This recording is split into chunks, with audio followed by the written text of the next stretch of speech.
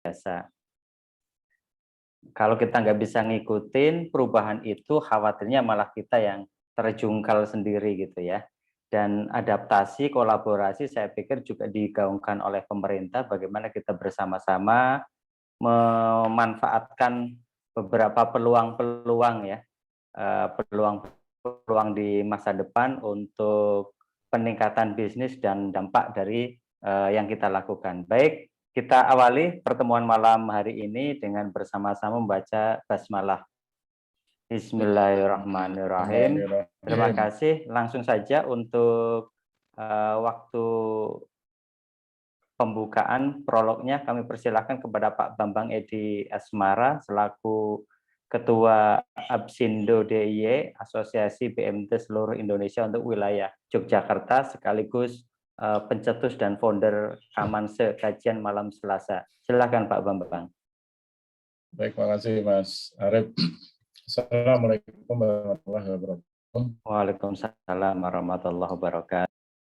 Alhamdulillahirabbil alamin wassalatu wassalamu ala asrofil anbiya'i wal mursalin.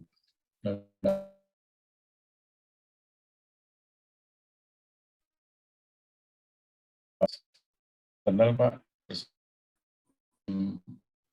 Kamanse Kajian Malam Selasa Asosiasi BMT untuk wilayah Yogyakarta. Terima kasih Pak.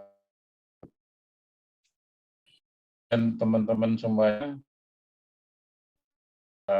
Kamanse entusias ataupun penggemar Kajian Malam Selasa juga yang saya hormati. Alhamdulillah malam hari ini kita episode yang ke-61 ya.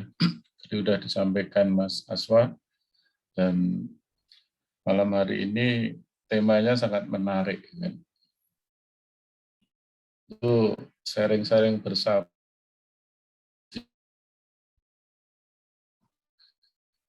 Kita narasumbernya Pak Bido, kemudian hostnya Mas Arif.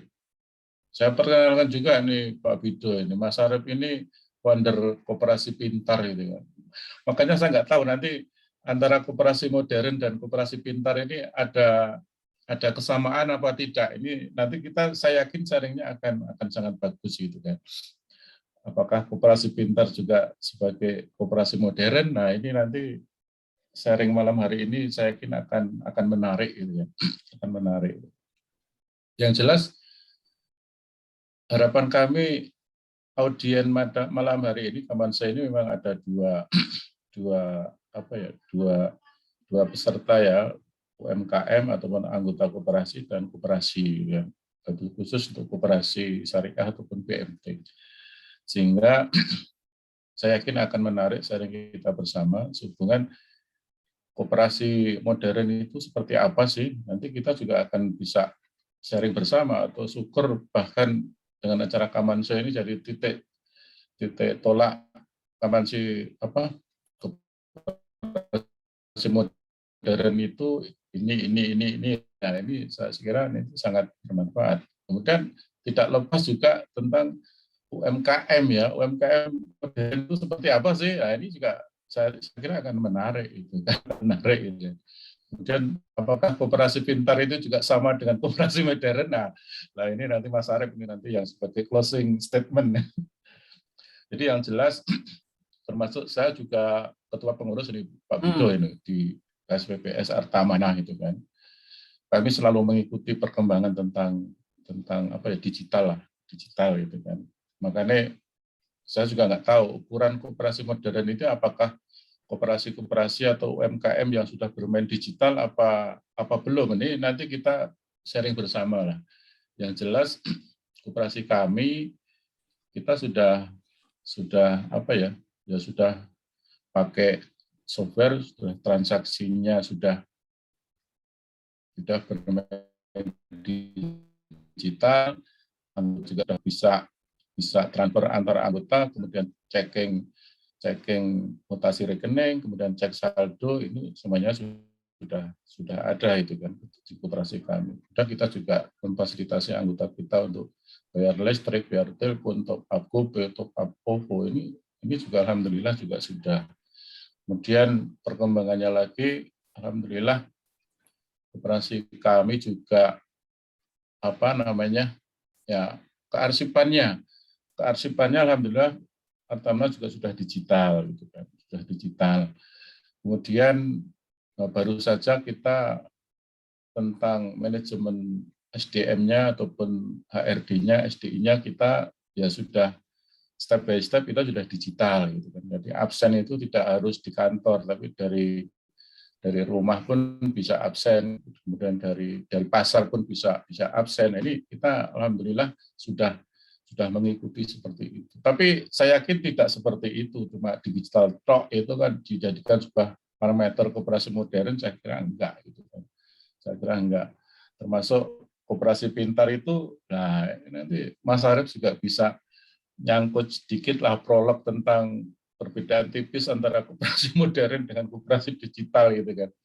Yang jelas baru saja tadi saya browsing sedikit tentang koperasi modern itu apa sih. Jadi ya ada juga yang menyampaikan bahwa koperasi modern itu adalah good corporate governance-nya sudah bagus, tata kelola keuangannya, kemudian daya saingnya dan adaptif terhadap perubahan. Ini kan ya pendapat juga itu, saya kira itu kan. Kemudian ada juga dengan adanya pandemi COVID-19 ini memang kita dituntut semuanya serba digital. Apakah ini tanda-tanda kita mau memasuki koperasi modern? Saya juga nggak tahu itu kan.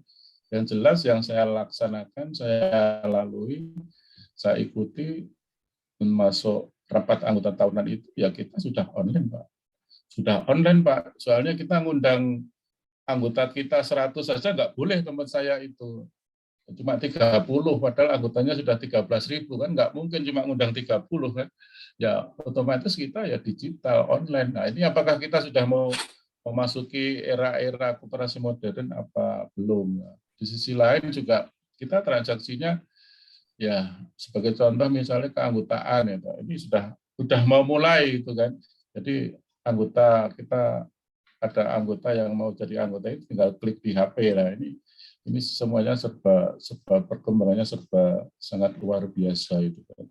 Kemudian beberapa hal kaitannya dengan apa ya namanya ciri-cirinya juga itu kan. Tapi rata-rata yang di sini itu adalah koperasi-koperasi KSPPS, jadi koperasi simpan pinjam Pak Bido. Jadi saya kira kalau koperasi produsen itu kan ada juga yang menamakan hulu sampai hilir, itu kan koperasi modern itu kan. Tapi kita perkembangannya sudah tidak cuma sekedar kita sebagai intermediasi antara orang yang membutuhkan dana, kemudian kita pinjamin, kita pembiayaan, kita sudah tidak seperti itu sekarang ini eranya. Jadi kita sudah mempunyai kewajiban untuk mendampingi anggota supaya perkembangan usahanya bisa berjalan dengan bagus, kemudian tumbuh. Nah ini apakah juga ini sebuah ciri dari koperasi modern apa tidak? Nah ini nanti kita sering bersama lah.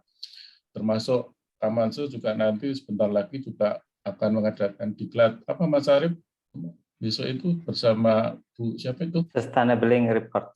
Sustainability ya, Report. Apa? Sustainability Report. Sustainability Report. Jadi apa namanya? Anggota-anggota kita itu kita publish dari perkembangan yang tidak mempunyai usaha, kemudian perkembangannya maju, kemudian kita publish terhadap masyarakat ataupun anggota lah. Ini juga apakah ini juga dijadikan parameter perkembangan sebagai koperasi modern apa tidak? Ini nanti kita ya harapan kita adalah sharing bersama lah, sehingga mudah-mudahan malam ini akan bermanfaat. Saya kira parameter tidak cuma digital tok ya, kemudian terhadap keanggotaan, kemudian yang lain-lain masuk keuangannya kan juga koperasi-koperasi sekarang ini juga sudah dilatih dengan laporan online ya setiap 3 bulan sekali, kemudian pajak juga sudah online, kemudian yang lain-lain lah. Nah ini salah satu perkembangan koperasi-koperasi kita khususnya wabil khusus untuk di daerah istimewa Yogyakarta. Saya kira itu Mas Arief sambutan saya untuk mengawali prolog diskusi pada malam hari ini, dan mungkin panjenengan nanti juga boleh menyampaikan tentang koperasi pintar sekilas ada kesamaan dengan konsep koperasi modern dengan koperasi pintar. Itu ya Mas Aswa ya. Boleh ya nanti Mas Arief juga menyampaikan. Saya kira itu, matur nuwun. Saya akhiri. Assalamualaikum warahmatullahi wabarakatuh. Waalaikumsalam warahmatullahi wabarakatuh. Terima kasih Pak Bambang. Kayaknya saya tetap konsisten sesuai dengan masukan dari Kang Asfa. Nanti kita pada episode ke-100 ini kayaknya. Baik Pak Bambang, terima kasih ya. Sebelum kita mulai ke Pak Bido untuk sharingnya, saya lihat di beberapa peserta, Bapak Ibu, terima kasih Kak Manse Entusias yang sudah hadir. Dan kajian malam hari ini nampaknya sudah kajian yang nasional ya, karena sudah ada 3 provinsi. Kalau 3 provinsi lebih itu biasanya langsung nasional. Ada dari Jogja, kemudian di Jawa Barat, Jawa Timur ya, jadi seluruh Jawa ini. Kemudian juga ada yang dari Riau tadi saya lihat, Medan. Jadi kajian malam hari ini sudah level nasional ya, dan pesertanya juga terus naik. Dan saya lihat juga ada dari Dinas Koperasi UMKM dari Sumeneb ya. Bapak, Assalamualaikum Pak. Iya, salam kenal ya Pak ya. Kalau Waalaikumsalam warahmatullahi wabarakatuh. Masya Allah, terima kasih. Saya jadi kangen Sumeneb Pak. Sama, ini diundang oleh Mas Lukman, itu Alhamdulillah. yang paling support dengan saya, meskipun kondisi malam ini saya masih di kantor ya. Habis memberikan materi tentang pelatihan bagi wirausaha santri ya. Luar biasa, ada wirausaha santri selain wirausaha muda tahun yang lalu. Baik, Masya Allah. Terima kasih selamat beraktivitas. Iya, keren Pak. Saya jadi kangen Sumeneb karena istri saya dari Sumeneb Pak. Jadi saya mudah-mudahan nanti bisa ketemu di Sumeneb ya Pak ya. Ya, ini tanggal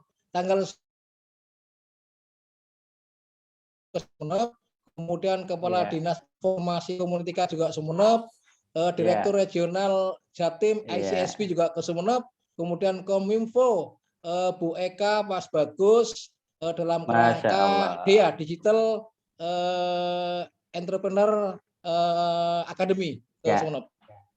Itu tandanya begitu besar dukungan pemerintah terhadap perkembangan koperasi dan UMKM. Mudah-mudahan peluang yang ada bisa kita manfaatkan.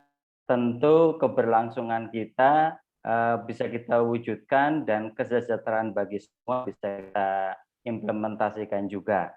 Amin. Dan jangan lupa seperti tadi disampaikan oleh Pak Bambang dan Kang Asfa, tanggal 8 kita ada training ya, workshop untuk report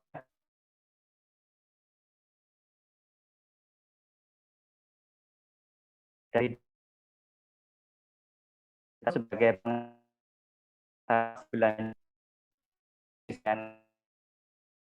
baik Bapak teman-teman semuanya, silakan Bido Budiman untuk sharingnya, berikan ide sangat kepada semua dengan tema malam hari ini koperasi modern UMKM keren.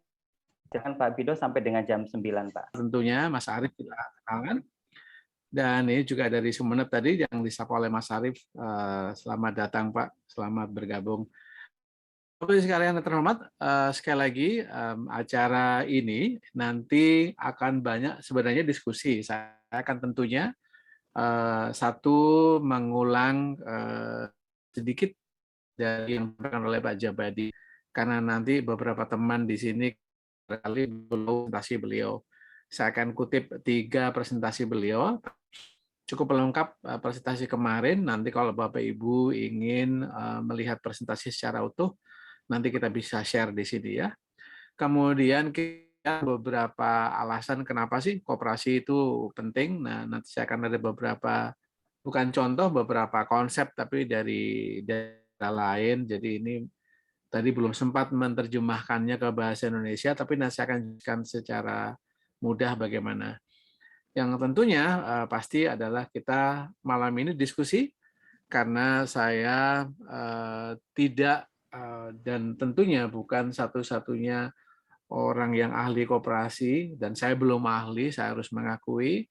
Saya masih belajar sama Mas Asfa, nanti Mas Arief sangat boleh, dan Mas Pak Bambang pasti sangat boleh untuk kita saling berkontribusi. Baiklah, saya coba untuk share presentasi saya. Mudah-mudahan nanti 30 menit bisa selesai. Mas Arief, mohon dilihat, bisa lihat presentasi saya sekarang? Sudah, Pak. Oke.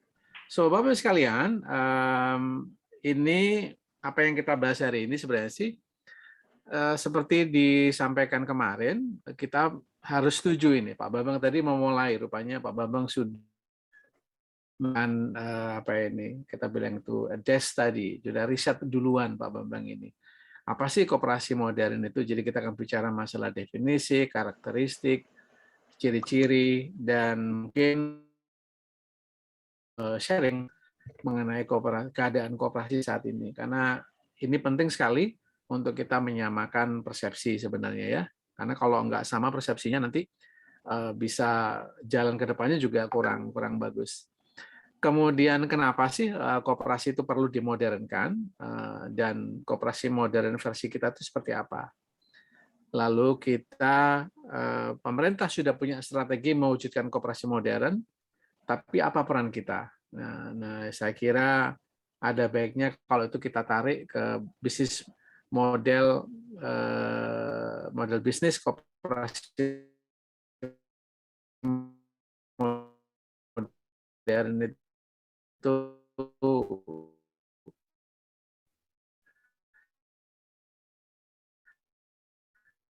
seperti apa?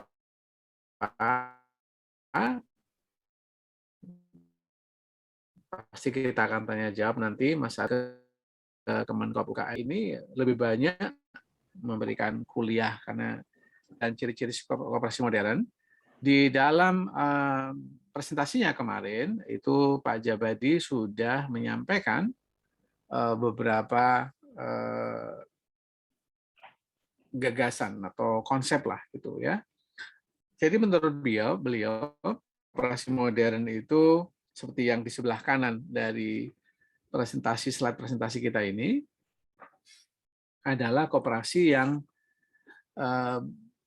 punya integrasi atau berintegrasi atau ada di dalam bisnis hulu hilir ya, dengan melibatkan kemitraan. Jadi koperasi itu nggak berdiri sendiri tapi ikut dalam jaringan, ikut dalam mata rantai sebuah usaha yang lebih besar. Kemudian skalanya juga menengah atau besar, tidak skala kecil. Dan tentunya menjadi magnet atau seksi kalau istilah saya bagi anggota masyarakat, investor maupun mitra. Kemudian koperasi modern itu harus profesional, jadi kalau bisa ya di manajemen ini dikelola dengan profesional, baik itu oleh anggota sendiri maupun oleh dengan kita menyewa atau mempekerjakan, menggaji tenaga profesional untuk mengelola koperasi. Menarik kemarin bahwa beliau menceritakan masalah koperasi taksi namanya Kosti. Itu betul sekali, koperasi Kosti itu dulu koperasi taksi yang nomor 2 di Jakarta setelah Bluebird, atau bahkan kalau dari segi armada lebih besar dari Bluebird, sempat seperti itu. Tetapi karena saya kenal Pak Sarwono juga, Kusumaatmadja, beliau adalah penasehat, dan saya kebetulan kenal anak beliau, jadi kita waktu itu sempat bicara masalah koperasi ini. Sayangnya dengan euforia waktu itu, teman-teman yang belum pernah mengelola sebuah perusahaan ngotot sekali ingin menjadi pengurus dan pengelola manajemen ini tanpa mengetahui bahwa bisnis taksi dan perusahaan besar itu susah mengelolanya dibanding perusahaan kecil. Akhirnya mereka banyak berhutang ke bank, tidak dapat lagi meminjam uang untuk memperbarui armadanya, dan koperasi Kosti ini sekarang kalau tidak salah tinggal nama atau mungkin sedikit sekali. Kemudian di sini juga koperasi yang modern adalah yang didukung oleh teknologi digital dalam melakukan bisnisnya. Nah, ini yang saya masih nanti minta pendapat teman-teman sekalian, yang dimaksud dengan koefisien tumbuh tinggi ini apa gitu. Artinya kalau bisa koperasi ini adalah sektor real yang mempunyai daya ungkit atau daya cepat atau bisa tumbuh tinggi. Jadi punya kesempatan ke depannya untuk berkembang besar dan tidak stagnan. Kemudian prioritas koperasi ini hanya pilihan saya kira adalah kalau bisa di sektor pangan, pariwisata, simpan pinjam, kemudian juga mengarah ke anak-anak milenial sebagai konsumennya, memanfaatkan digital, kemudian multi pihak dan mengarah ke koperasi sekunder. Dan kemudian kalau bisa merupakan komoditas ukuran daerah ekspor dan substitusi impor ya gitu. Itu konsep atau transformasi koperasi modern dari saat ini ada di mana di sebelah kiri kita lihat jumlahnya banyak, tapi juga berdiri sendiri dan marginal, nilai tambahnya kurang, tidak punya daya saing dan kurang inovasi. Nah, jadi kalau kita bicara masalah ini, ya, saya ingin sebenarnya ngobrol dengan Bapak Ibu sekalian, dan ini saatnya kita memang untuk ini. Tolong kalau Bapak Ibu bisa, sebenarnya kalau setelah melihat dari tadi itu, kalau menurut Bapak Ibu sekalian, sebenarnya koperasi modern itu ciri-ciri karakteristiknya seperti apa ya? Bisa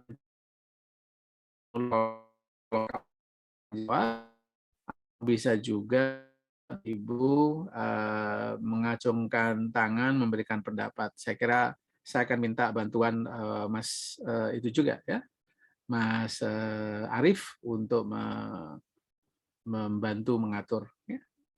Baik. Karena saya tidak bisa lihat pesertanya Mas Arief, Ya. jadi kalau ada yang mengacungkan tangan dipersilakan saja. Baik, baik. Ada Mas Jamil Silakan. Abbas di sini, teman saya yang baik sekali, udah bilang community base, saya akan tulis ini.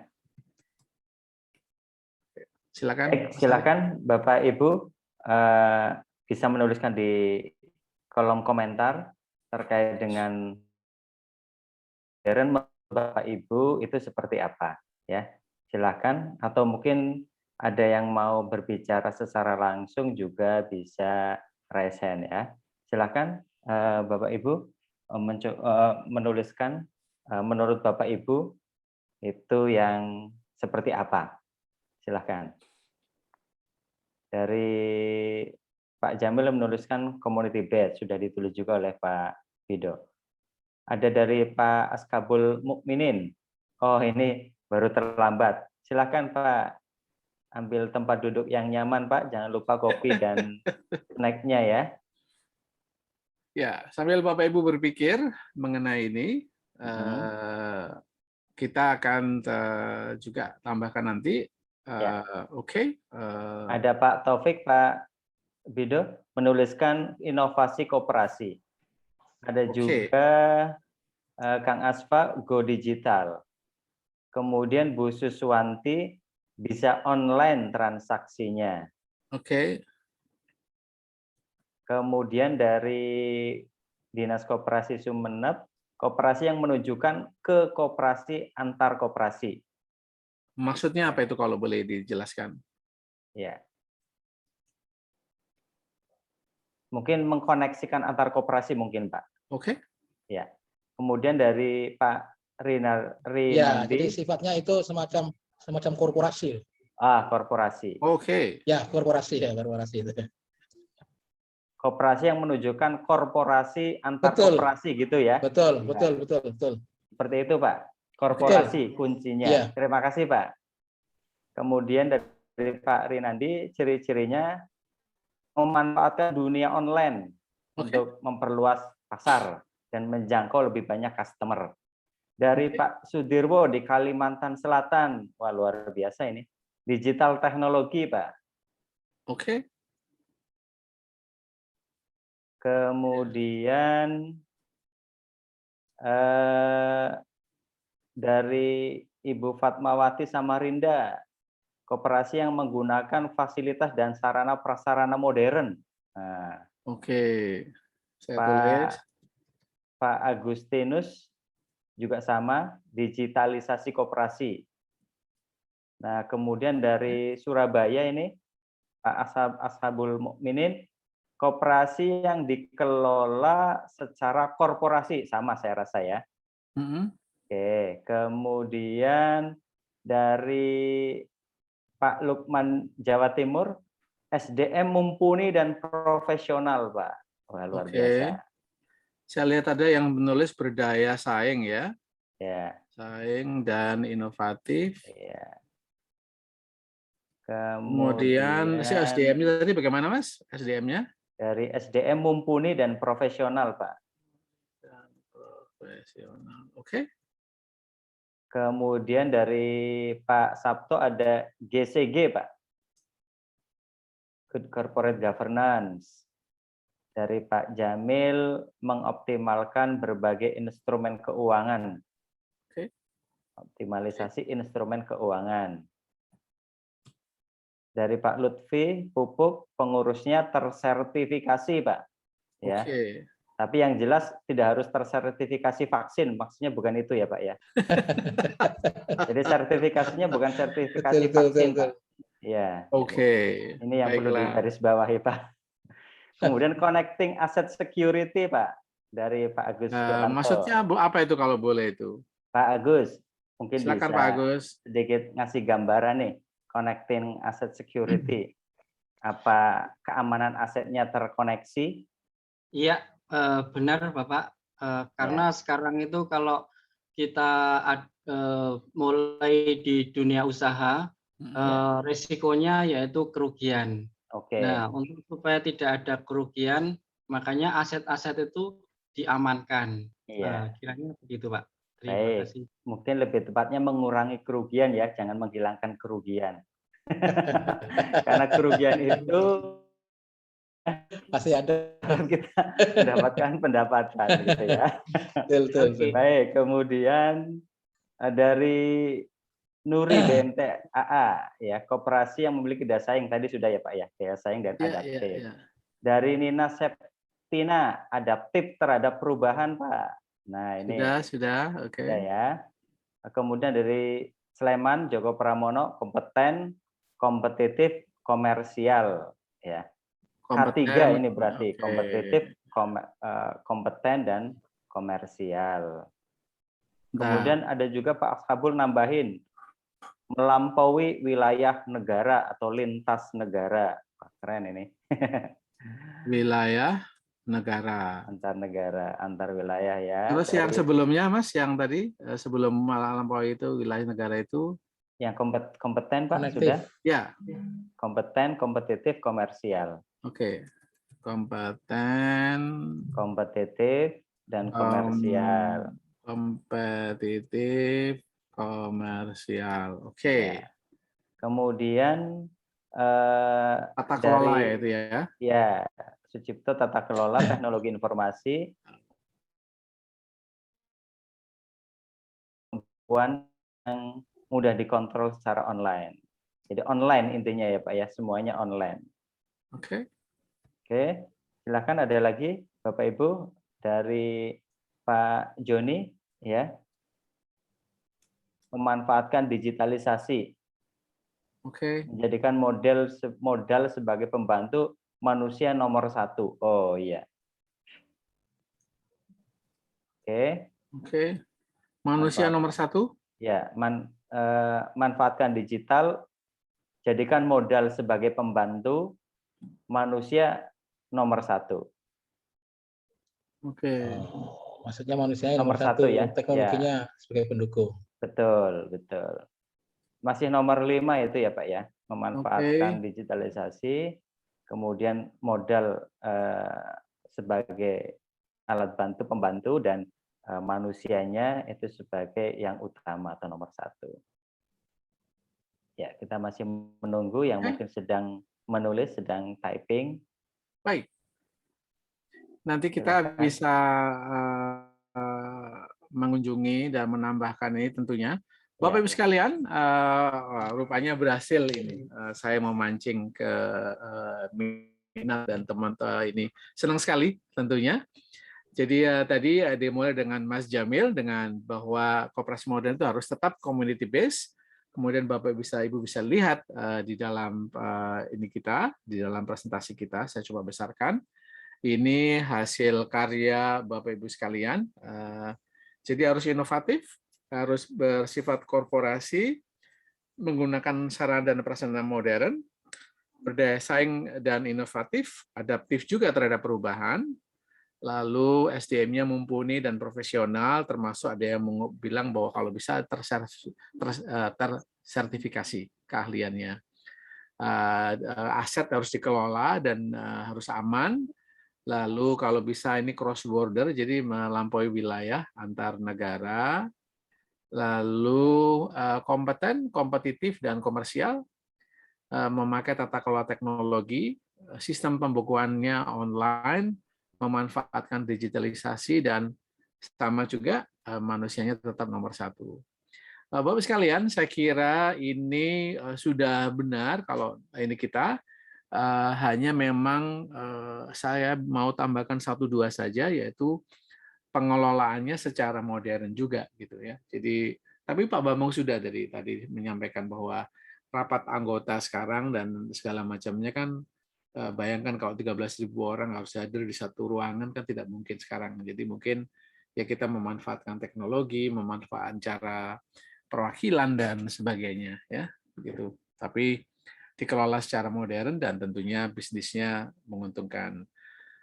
Bapak Ibu sekalian, saya mau menyampaikan hasil dari data International Cooperative Alliance. Jadi ICO ini adalah Indonesia juga mengacu ke sini, adalah semacam aliansi kooperasi internasional atau sedunia, ya, dan mereka juga punya lembaga riset namanya European Research Institute on Cooperative and Social Enterprise. Jadi ini digabung. Jadi kalau Bapak Ibu lihat sekarang banyak sekali muncul social enterprise atau wirausaha sosial.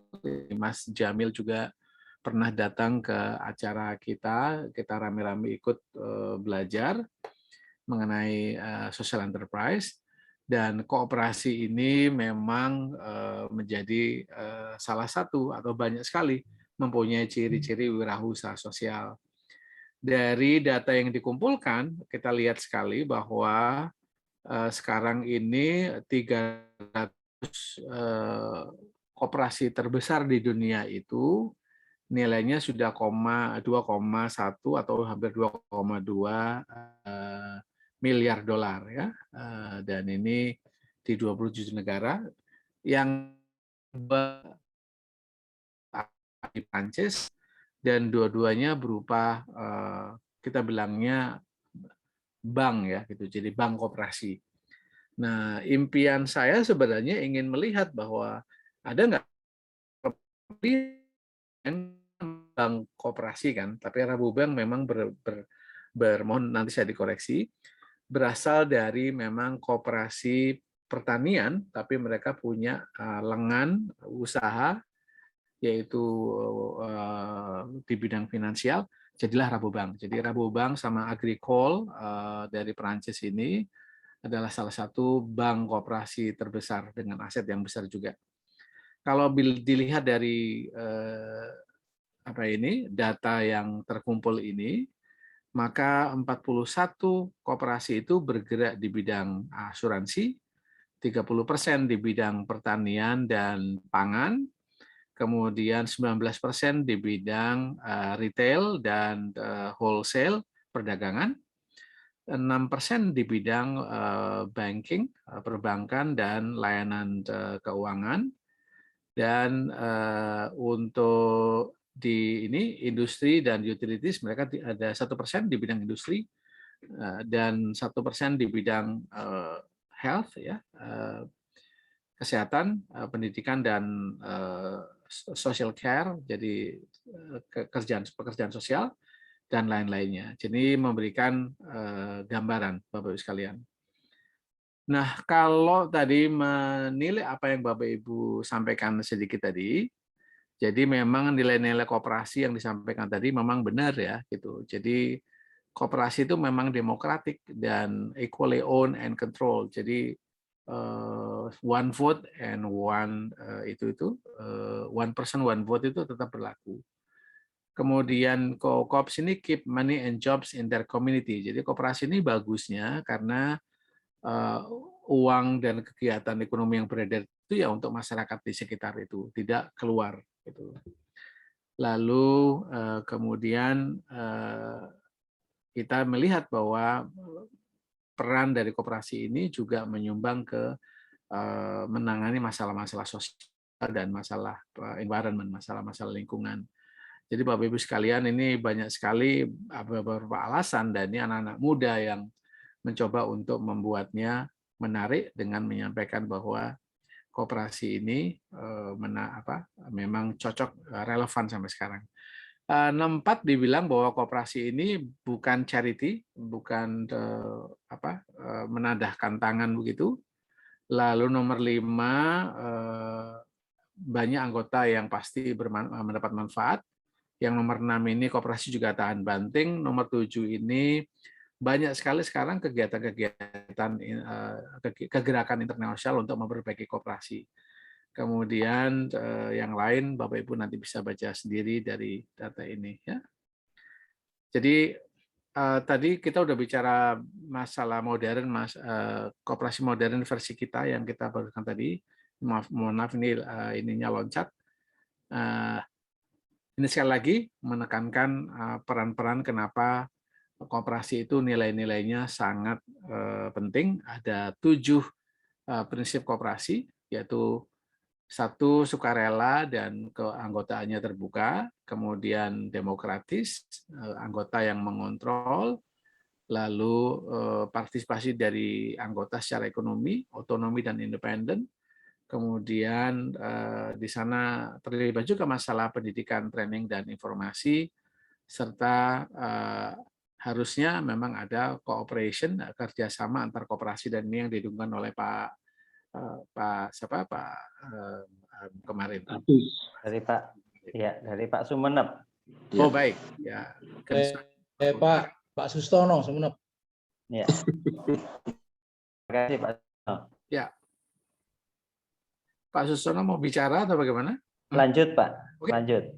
Nah, kalau gitu diskusi kita sekarang adalah kenapa sih koperasi itu perlu dimodernkan, gitu.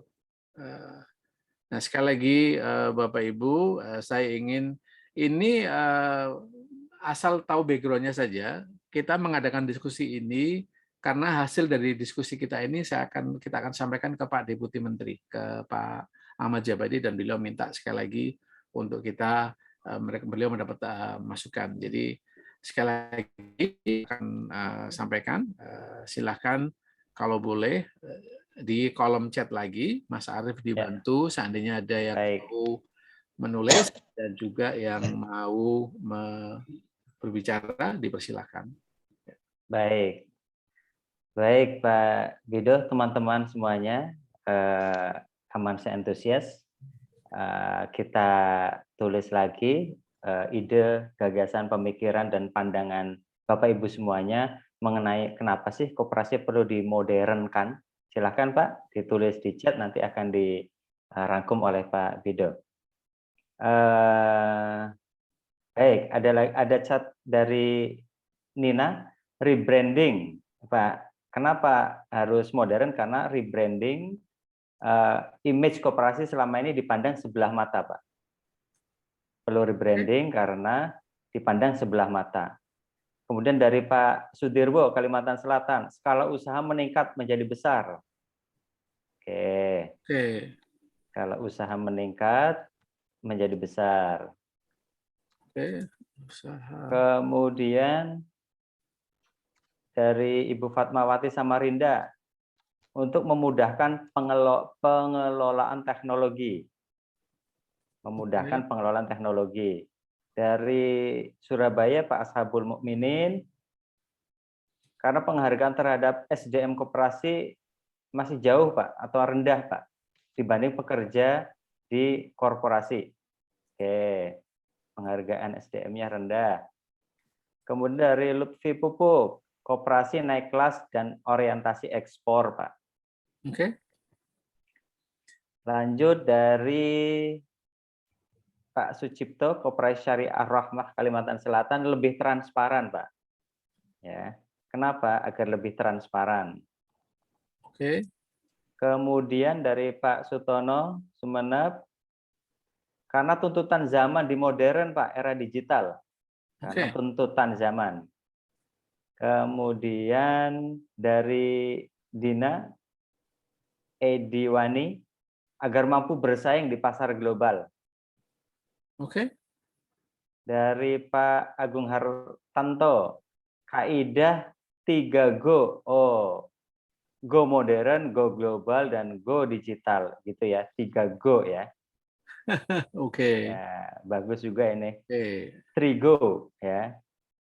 Go modern, go global, dan bersaing go di digital. pasar. Dari Pak Joko, Go. upaya perubahan dan transformasi koperasi lebih maju. Oke. Kemudian ya, supaya merupakan upaya perubahan dan transformasi koperasi supaya lebih maju, Pak, agar lebih maju. Dari Irfan Fatoni, terjebak pada jati diri sehingga modernisasi lambat dan terkesan kuno. Oke. Oke. Dari Agustinus, bagus ini, untuk meningkatkan minat masyarakat berkoperasi. Wah, ini agar masyarakat terutama generasi milenial kali ya, itu agar minat berkoperasi, meningkatkan minat masyarakat berkoperasi. Oke.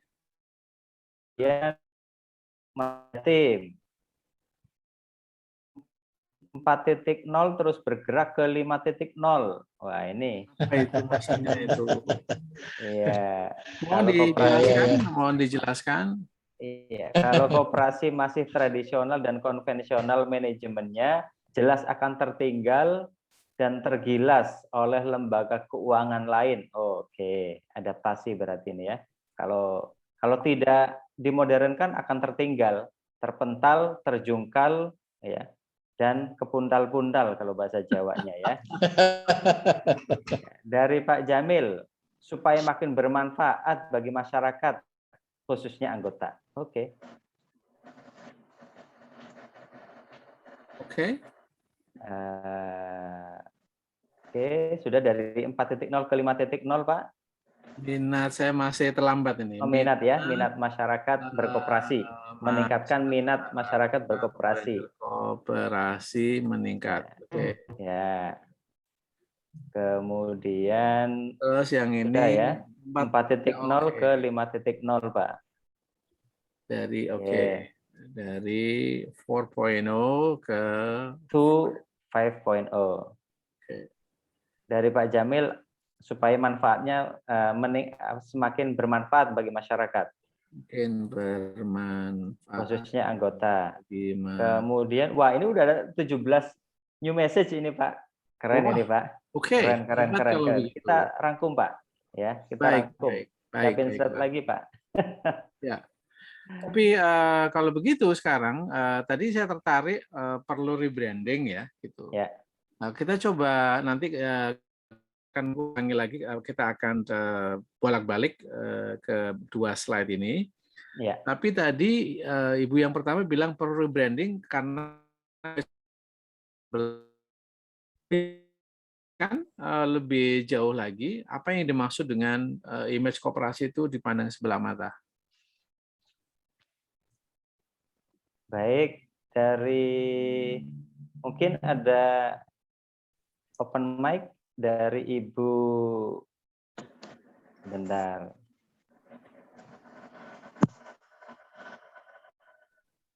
Saya, Pak. Ibu Nana ya? Ibu Nina. Nana, betul. Bu Nina ya? Nina, ya, iya, Pak. silahkan, Bu.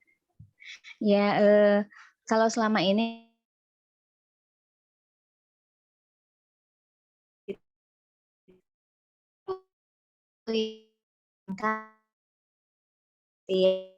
mungkin ada banyak juga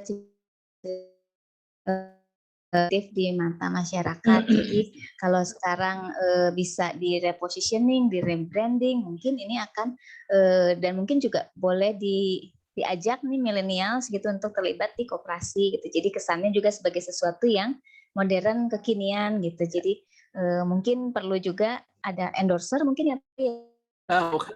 Duta koperasi tapi dicari dari milenial gitu. Jadi mungkin ada upaya-upaya untuk mengangkat koperasi itu menjadi sesuatu yang memang bukan produk yang kayaknya zaman dulu banget gitu ya, yang karena selama ini kan selalu dibahasakannya Bapak Koperasi, Bung Hatta, bukan berarti nggak boleh ya, histori tetap harus ada gitu ya, jas merah gitu ya, jangan lupa dengan sejarah gitu. Cuma bagaimana kita juga membawa itu tetap sebagai sesuatu yang mengikuti zaman, adaptif gitu ya.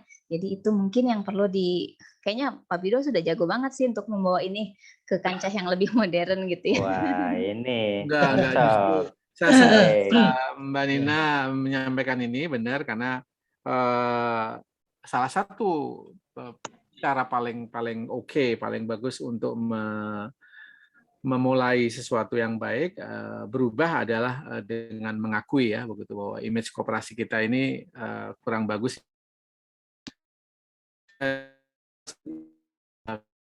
Tidak. Jadi kita perlu mengajak milenial. Betul.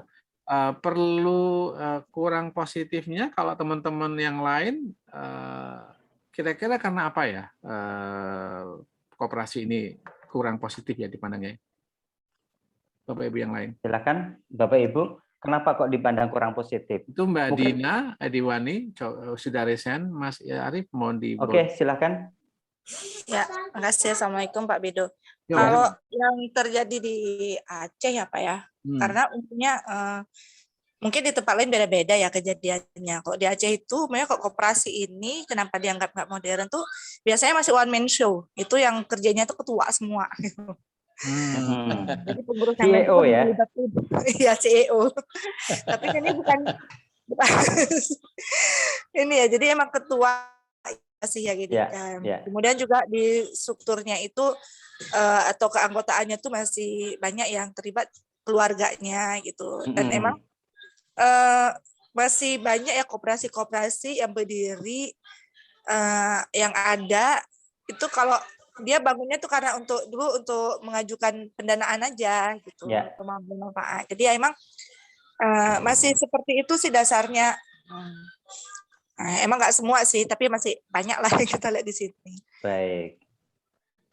Baik, terima kasih Bu Dina. Ya, sama-sama. Jadi masih one man show.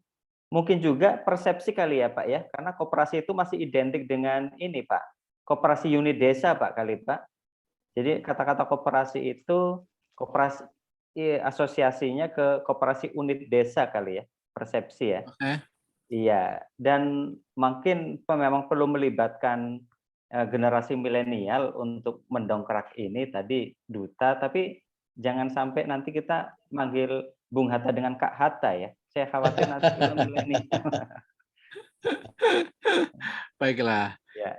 Oke, jadi ini Pak Joni Harahap juga resen sepertinya. Ya, silahkan Pak Joni dari Sibolga. Assalamualaikum warahmatullahi wabarakatuh. Waalaikumsalam Pak, silahkan. Silakan Pak Joni. Terima kasih Pak. Mungkin sekedar menambahkan Pak mengenai rebranding koperasi. Yang terjadi di lapangan selama ini banyak kejadian adalah banyaknya koperasi-koperasi palsu yang ada di lapangan. Artinya pelang mereknya koperasi, tapi praktek yang dilakukan adalah praktek rentenir. Menjual nama koperasi hingga yang image-nya jelek adalah koperasi. Itu menjadi salah satu. Kemudian kalau dikatakan bagaimana harus modern, saya kira dengan adanya Undang-Undang Cipta Kerja itu merupakan salah satu langkah pemerintah untuk menjadikan koperasi di Indonesia ini menjadi modern. Kita tahu bahwa sekarang ini untuk membentuk koperasi cukup hanya 9 orang. Cuma masalahnya implementasi di lapangan bagaimana? Saya merasakan sendiri pada saat pembentukan koperasi masih ada, kita tahu untuk pembentukan koperasi itu harus melalui notaris, ya. Lalu harus melalui notaris. Kemudian mungkin karena belum sosialisasi atau bagaimana, notaris meminta untuk pembentukan koperasi tetap harus 20 orang. Nah, ini kejadian di lapangan. Kemudian saya ingin mungkin curhat mengenai babak belurnya koperasi kita. Saya bicara di lingkup Sumatera Utara. Mungkin daerah lain saya percaya seperti itu juga. Itu tadi mengenai ke pembentukan koperasi kalau di notarisnya. Karena Undang-Undang Cipta Kerja mungkin belum tersosialisasi dengan baik. Kemudian mengenai pajak koperasi. Koperasi kita di sini itu punya keinginan untuk mengurus NPWP atas nama koperasi. Tapi apa yang terjadi? Koperasi kita itu ditagih SHU dari tahun berdiri. Terus terang saya nggak tahu mulai kapan NPWP bagi koperasi diberlakukan. Saya nggak tahu pasti. Tetapi kejadian yang ada di lapangan adalah koperasi kita ditagih SHU dari tahun berdiri.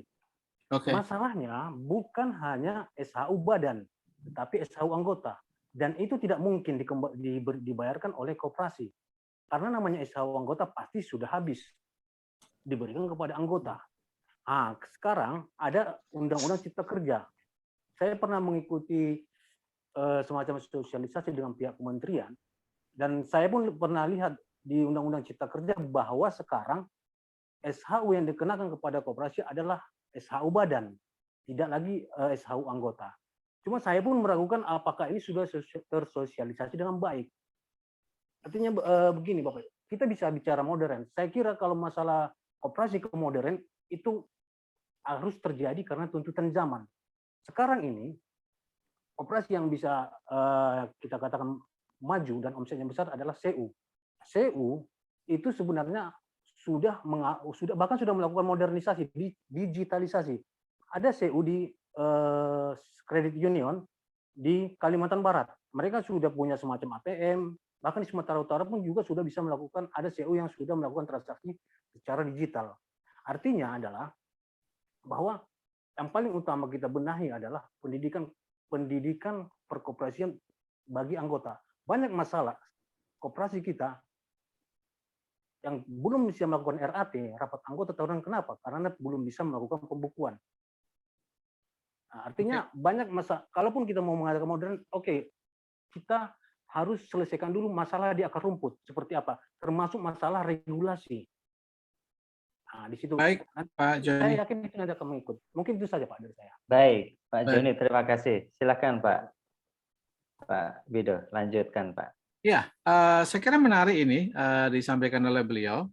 Jadi ini kayaknya kita diskusinya hangat. Jadi mungkin perlu slide kedua, bagaimana pandangan Bapak Ibu mengenai koperasi. Ya, brand ini memang kalau saya lihat dari dulu masalahnya adalah, saya ingin menambahkan saja bukti ya, tidak ini. Banyak sekali berita di majalah, di koran, dan di manapun sekarang digital ya semuanya. Betapa kalau koperasi itu sudah bagus, uangnya mulai banyak, usahanya sudah mulai maju, terus pasti pengurusnya lari dengan uang itu gitu kan. Ini kan cerita yang klasik mengenai koperasi kan gitu.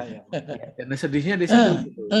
Padahal kita lihat sekali kan Bapak Ibu sekalian betapa banyak koperasi itu.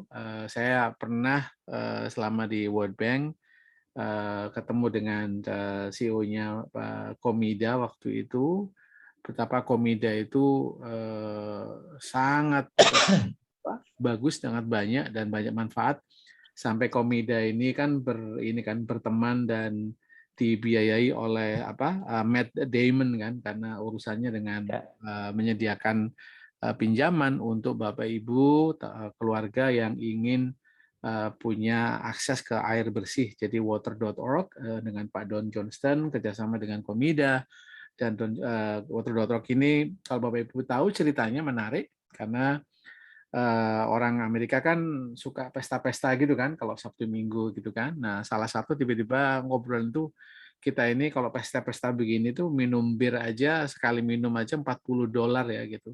Sementara saya kemarin ke Afrika, ke Asia itu $40 itu sudah jadi berapa galon air itu kalau dibelikan gitu. Kita ini nggak kesulitan air, tapi di sana kesulitan air. Akhirnya mereka tetaplah malam minggu ngumpul-ngumpul, tapi sambil ngumpulin duit untuk disumbangkan. Nah, mereka water.org ini. Jadi sebuah yayasan yang membantu koperasi di seluruh dunia untuk menyalurkan kredit bagi siapapun yang ingin punya akses ke air bersih, dan kalau berkembang menjadi sekarang ke sanitasi ya, yang rumahnya atau kamar mandinya harus bersih, harus sehat dan segala macam. Ini contoh Bapak Ibu sekalian bahwa memang kita harus sama-sama membangun image koperasi dengan berbuat baik. Ini kalau kita ngomong dengan Mas Bambang, dengan Mas Jamil, dengan Mas Aris, pasti tahulah gitu. Untuk melawan berita-berita buruk itu ya bagi kita ya nggak ada lain kecuali kita harus melawannya dengan menunjukkan koperasi ya. One Man Show setuju, koperasi KUD ini entah gimana memang menjadi beban koperasi, saya setuju. Karena itu rebranding penting. Cuman caranya bagaimana kita bisa diskusikan ya.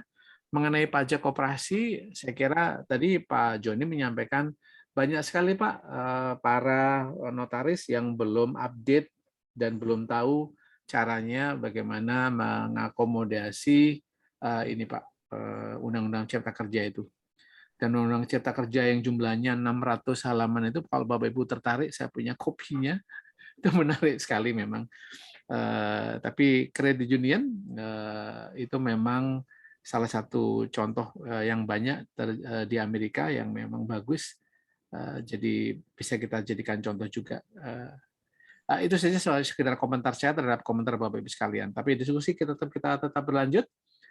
Bagaimana pandangan Bapak Ibu tentang koperasi, brand atau image atau kesan kita terhadap manajemen ya.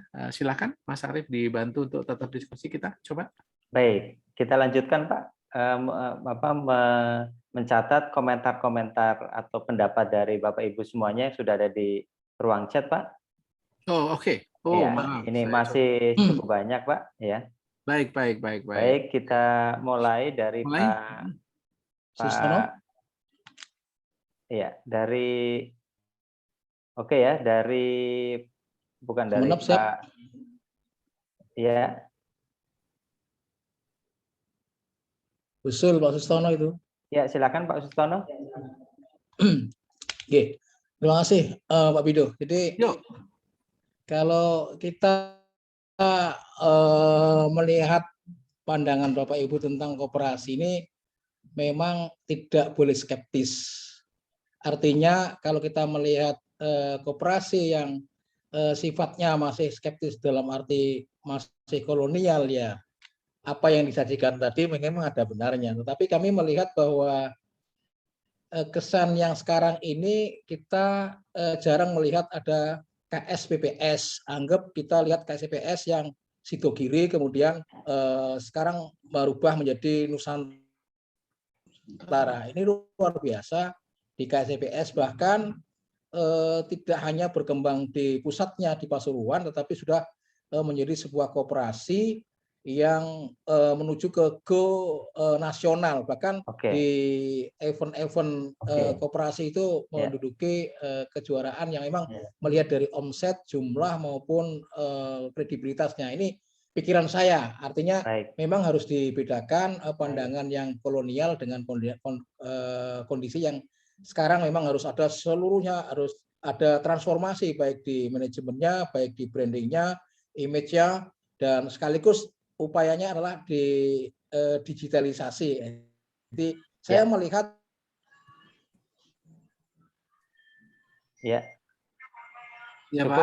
cukup Pak Sutono. Iya. Pada ganti jelek. Iya. Itu. Baik. Setuju Pak, setuju. Terima kasih Pak Sutono sudah menyampaikan pandangannya, dan memang beberapa tadi yang disampaikan juga perlu kita cermati dan perlu kita perhatikan. Terima kasih Pak Sutono. Baik, kita mencatat selanjutnya kepercayaan kemudian meningkatkan jumlah anggota Pak. khususnya UMKM naik kelas, kemudian memaksimalkan pelayanan, kemudian menarik investor dan pembeli, koperasi modern menarik investor dan pembeli, memaksimalkan pelayanan, kemudian menarik investor, baik. Kemudian selanjutnya pengembangan anggota ke kaum milenial. Ke kaum milenial, Ya, kemudian mengelola koperasi secara korporasi, Pak. Ini sudah tadi disampaikan. Meningkatkan minat berkoperasi. Kemudian dari Pak Taufik, perlu teknologi handal, Pak. Teknologi informasi yang handal menuju era global. Yang nomor 8 tadi setelah mengelola koperasi secara korporasi apa, Mas? Meningkatkan minat berkoperasi. Meningkatkan minat berkoperasi. Minat berkoperasi. Oke, kemudian selanjutnya dari Pak Taufik. Perlu teknologi informasi yang handal. Perlu informasi yang handal. Oke, kemudian dari Mbak Dina, koperasi masih dianggap milik ketua, Pak. Oh, sudah tadi. Sudah ya. Oke, kemudian dari Pak Sucipto, image koperasi saat ini simpan pinjam. Hanya ingat saja kalau mau utang, Mbak. Menarik ini. Jadi persepsinya koperasi adalah koperasi simpan pinjam, jadi ingatnya mau utang aja gitu ya. Kemudian pengelolaannya kurang profesional, Pak. Ya, secara umum pengelolaan kurang profesional. Dari Pak Sudirwo, jasa atau bunga pinjaman masih tinggi, Pak.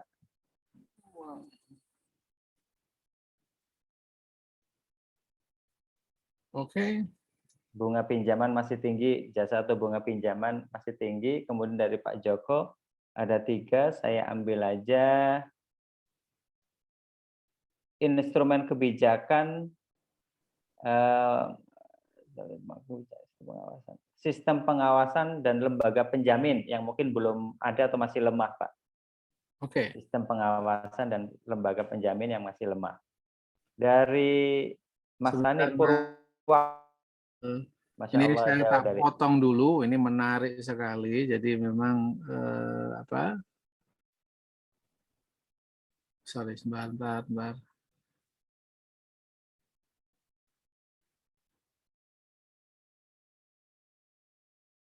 Sekarang pendapat dari Bapak Ibu semuanya karena ini juga cukup berharga buat kita semua dan juga mungkin buat pemangku kebijakan seperti tadi disampaikan Pak Wido, mungkin akan disampaikan ke Pak Jabadi ya sebagai bahan masukan untuk pemerintah ya.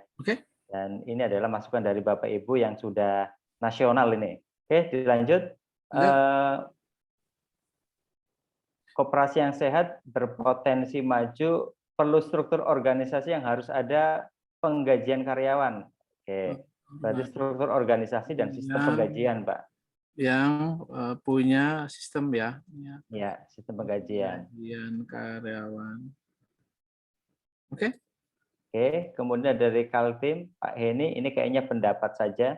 Menarik saya bacakan, bagaimana memperbaiki image koperasi. Di Jepang itu tidak ada menkop, tapi tapi koperasinya bagus. Toko seperti Indogri itu menjual semua produk pertanian dan anggota. Tapi kita tulis tidak perlu ada menkop itu kali ya, Pak. Pak ini agak kacau ini. Nanti bukan itu. Karena kita mau bicara sama menkop ini. Bukan itu ya. Terlalu ekstrim itu. Kan setiap orang kan ada yang ngurus gitu. Iya, boleh. Enggak, ini mungkin istilahnya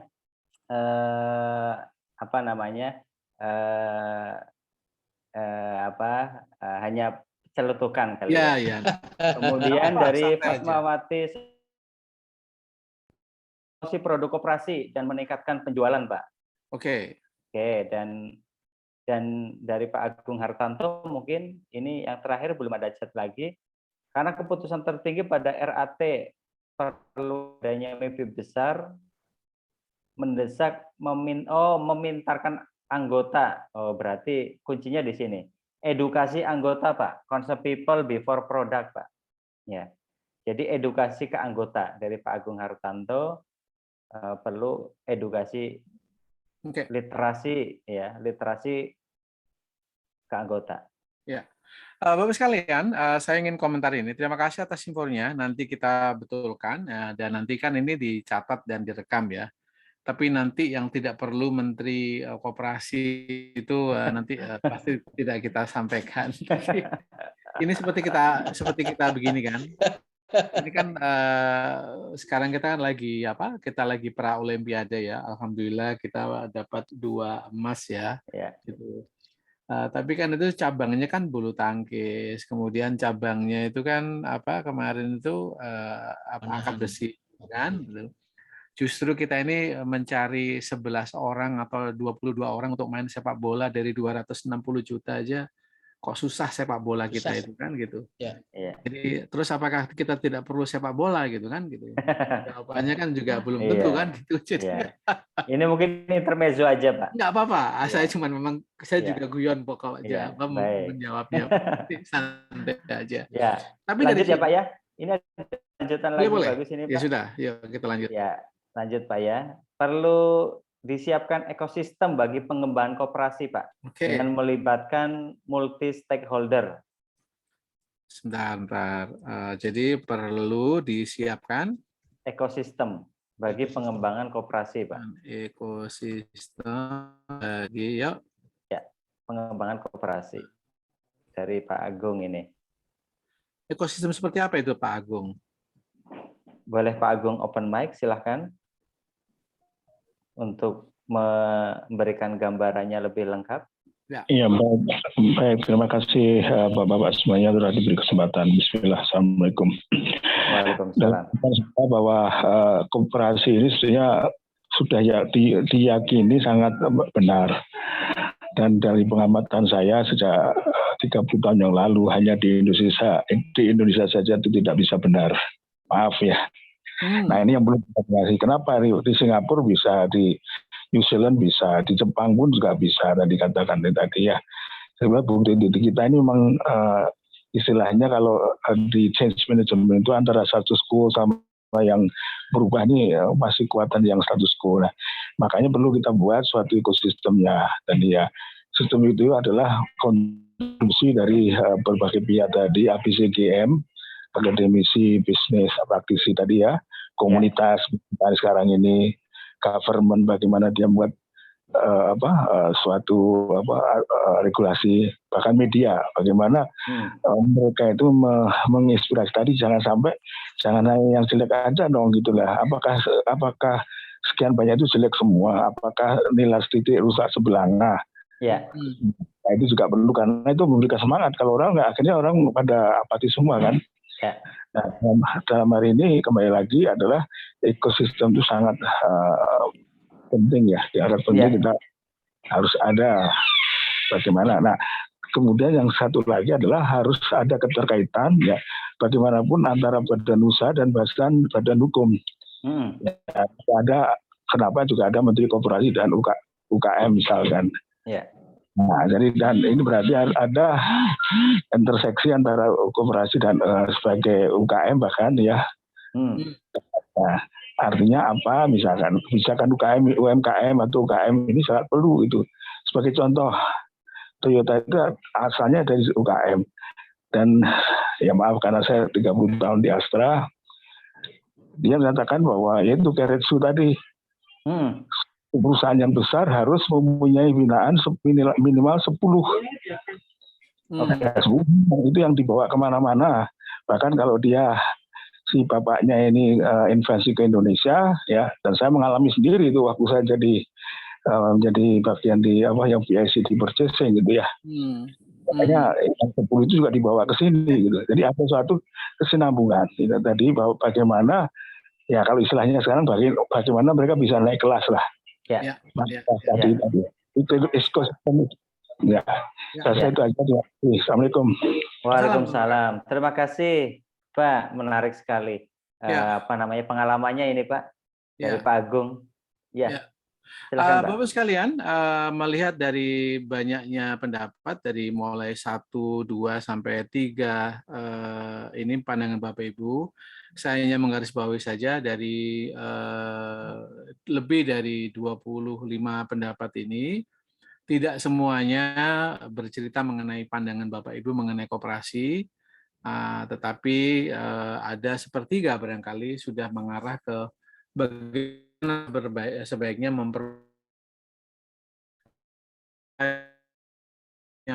bahwa saya sudah sampaikan ini di acara sebelumnya dengan Mas Jamil bahwa apakah bentuk sebuah bisnis itu koperasi, apakah mikro, apakah korporasi, apakah UKM, itu bagi kita semua harus sadar juga bahwa ujung-ujungnya kan memang kaidah bisnis harus yang jalan kan gitu.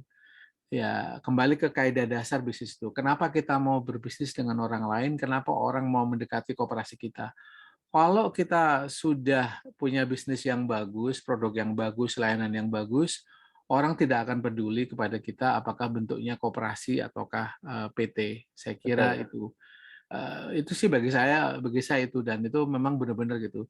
Saya punya usaha kecil gitu, tetapi kadang memang bukan namanya yang dipakai, tapi kepercayaan orang kepada kita. Jadi memang intinya itu tadi ya, kalau kita nanti ngomong model bisnis koperasi modern seperti apa, nah barangkali yang menarik dilihat adalah bahwa kita harus kembali ke hitohnya itu kalau teman-teman NU bilang ya gitu. Jadi kita berbisnis itu mau apa sih gitu. Nah ini satu dulu sebelum kita pergi ke keunikan koperasi ya. In any sense, pokoknya pada intinya koperasi itu juga bisnis gitu. Tapi yang bagus dari koperasi itu adalah misinya, karena sekarang muncul social enterprise atau wirausaha sosial. Mas Jamil dan saya pernah kita ngobrol banyak mengenai hal itu, dan teman-teman juga tahu bahwa tetapi sebenarnya sebelum berkembangnya wirausaha sosial ini, koperasi juga sudah punya misi-misi sosial. Jadi sebenarnya saya yakin gitu bahwa koperasi juga sebenarnya wirausaha sosial, karena tujuan utama koperasi kan satu, memajukan, mengutamakan kesejahteraan anggota kan gitu. Itu utamanya itu Mas Arief. Nah, nanti Mas Arief menambahkan. Yang kedua sebenarnya ini sangat demokratis itu benar gitu. Kalau di Gojek dan di perusahaan besar di korporasi kan siapa yang punya modal paling besar dia yang menguasai kan. Siapa yang menguasai saham dia yang menguasai kan gitu. Tapi di koperasi kan tidak gitu kalau kita melihat pada artinya. Cuman sekali lagi bagaimana gitu. Nah, tadi makanya dari usulan-usulan ini kita sudah mulai memasuk strategi ya nanti ya, jelasnya ya gitu. Nah, kita ngomong di sini salah satunya adalah kita harus memperbaiki image koperasi. Memperbaiki image koperasi tidak lain dan tidak bukan adalah dengan mewujudkan bahwa koperasi kita bagus. Itu satu, mewujudkan. Yang kedua, cara kita berbisnis, bagaimana koperasi ini berbisnis gitu kan. Satu, menghilangkan image, yang kedua kan cara kita berbisnis bagaimana. Nah, salah satu dari koperasi modern itu adalah tadi itu mengadopsi teknologi, digital, online, dan macam-macam tadi itu. Yang lain adalah pengelolaan koperasi secara modern. Gitu. Saya mungkin harus belajar dari Bapak Ibu sekalian, dari Pak Bambang, dari teman-teman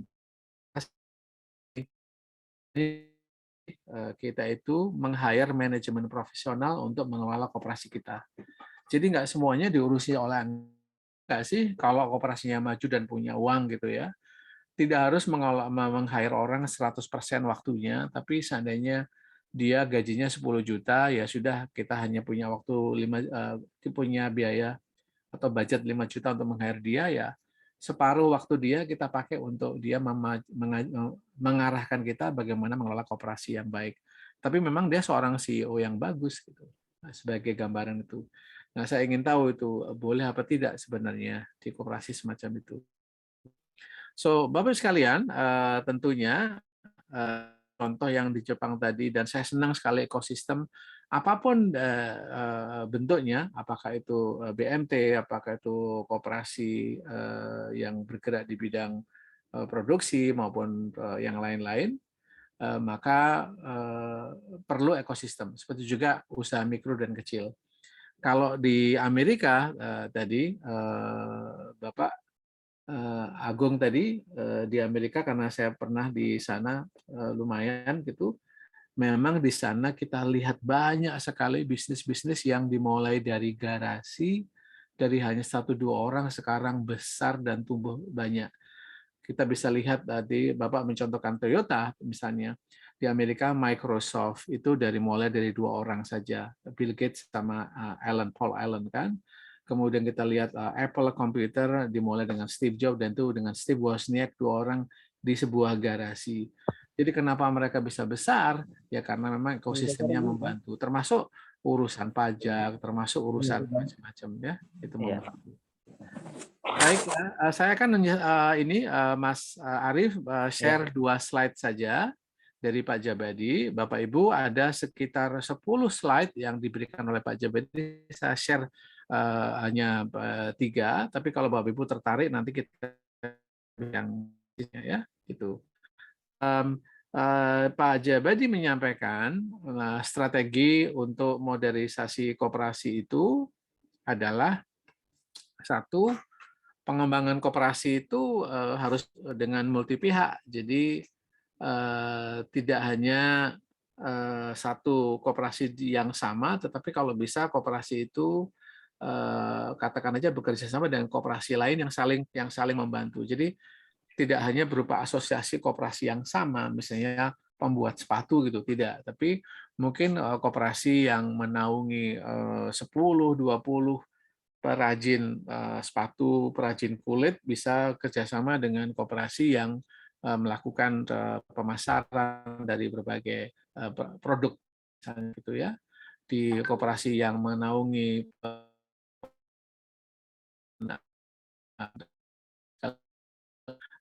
sama dengan koperasi yang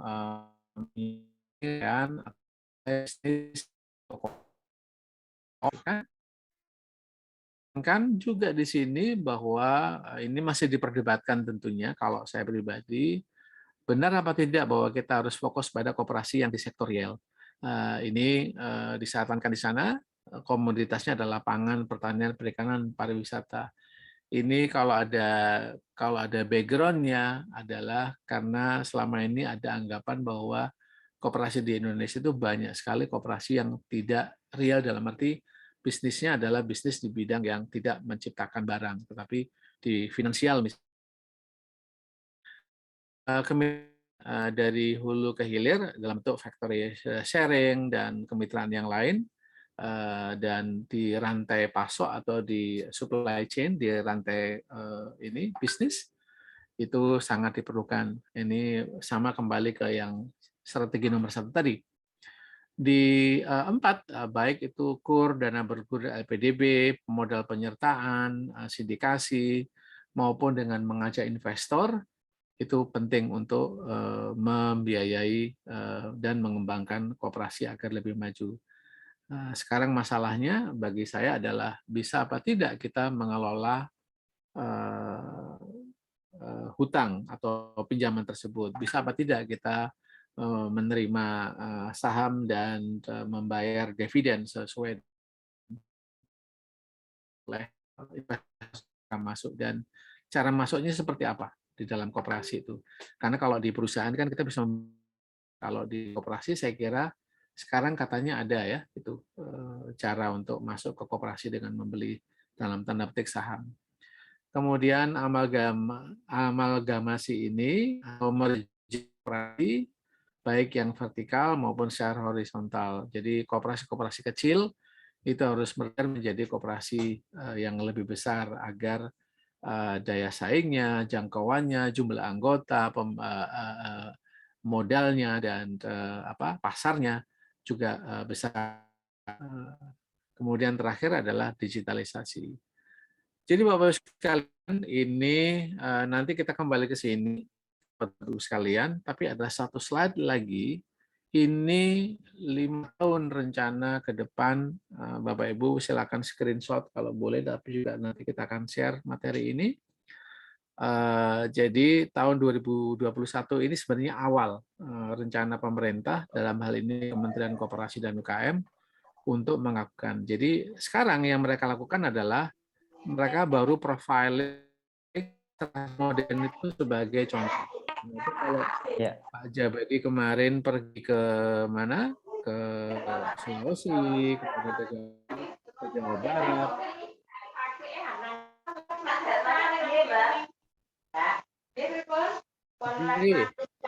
Arianto, ya, lanjut Pak. Mohon maaf. Jadi kita memang sedang melakukan profiling. Jadi kita lagi belajar contoh 100 koperasi terbaik di Indonesia. Bapak Ibu barangkali silakan kalau mau menjadikan koperasinya yang sebagai contoh bisa mengusulkan ke Pak Jabadi. Kemudian diharapkan dari situ akan muncul regulasi atau kebijakan mengembangkan koperasi modern. Di tahun 2022, nah kenapa saya sampaikan materi ini? Saya ingin nantinya meminta Bapak Ibu untuk menyumbangkan pikiran apa ya yang kita sebagai pendamping UMKM, pendamping koperasi maupun anggota Kamanse ini bisa lakukan untuk ikut menyumbang atau ikut bekerja sama dengan pemerintah. Jadi kalau 100 koperasi modern ini sudah dilakukan, di profiling, maka akan direplikasi, dicontohkan. Bisa nggak di model akan dilakukan bimbingan teknis dan juga pendampingan terhadap target koperasi modern. Anggota ABDSI atau Lunas atau melakukan ini. Pastinya mereka akan melakukan monitoring evaluasi juga dan akan menyempurnakan. Jadi tahun 2021 itu mencari model dan bikin kebijakan, tahun 2022 mencoba mencetak ulang, mereplikasi, membuat pelatihan-pelatihan, dimonitoring, dievaluasi, baru dibikin penyempurnaan. Tahun 2023 seperti Bapak lihat di sana akan ada replikasi atau integrasi ataupun pengembangan program di berbagai wilayah dan menyelaraskan dengan koperasi yang sudah ada di sana. Juga penyebaran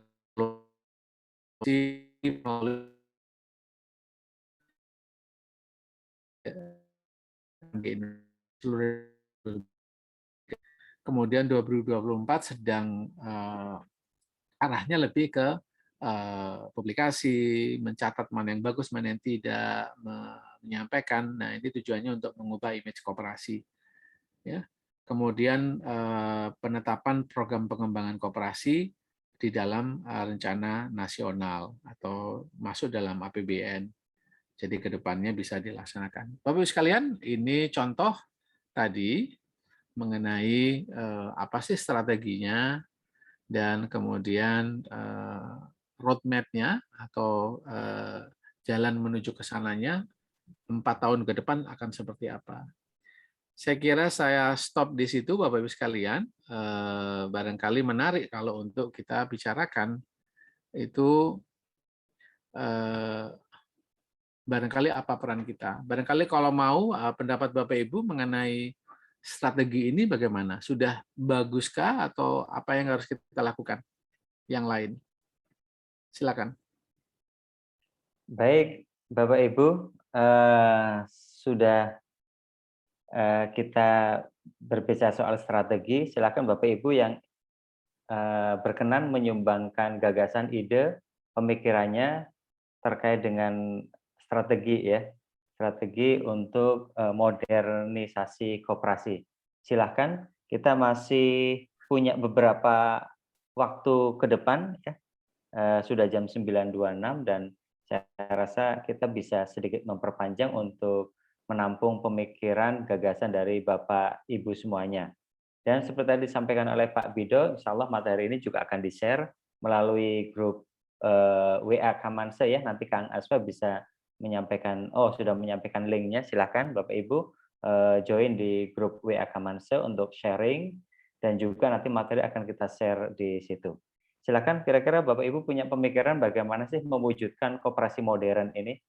Ya, silakan sampaikan dalam chat ya, kemudian nanti kita tulis di catatan ya. Silakan Bapak Ibu dari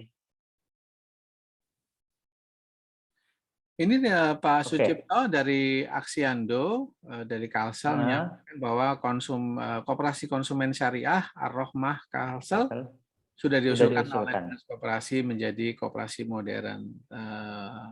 Mudah-mudahan Pak terwujud. Terima kasih Pak sharingnya. Kemudian ada sharing dari Pak Agung ya mengenai profil Pak Agung. Profil Pak Agung ya ini ya. Terima kasih Pak Agung, dan insya Allah dibaca oleh para peserta ya.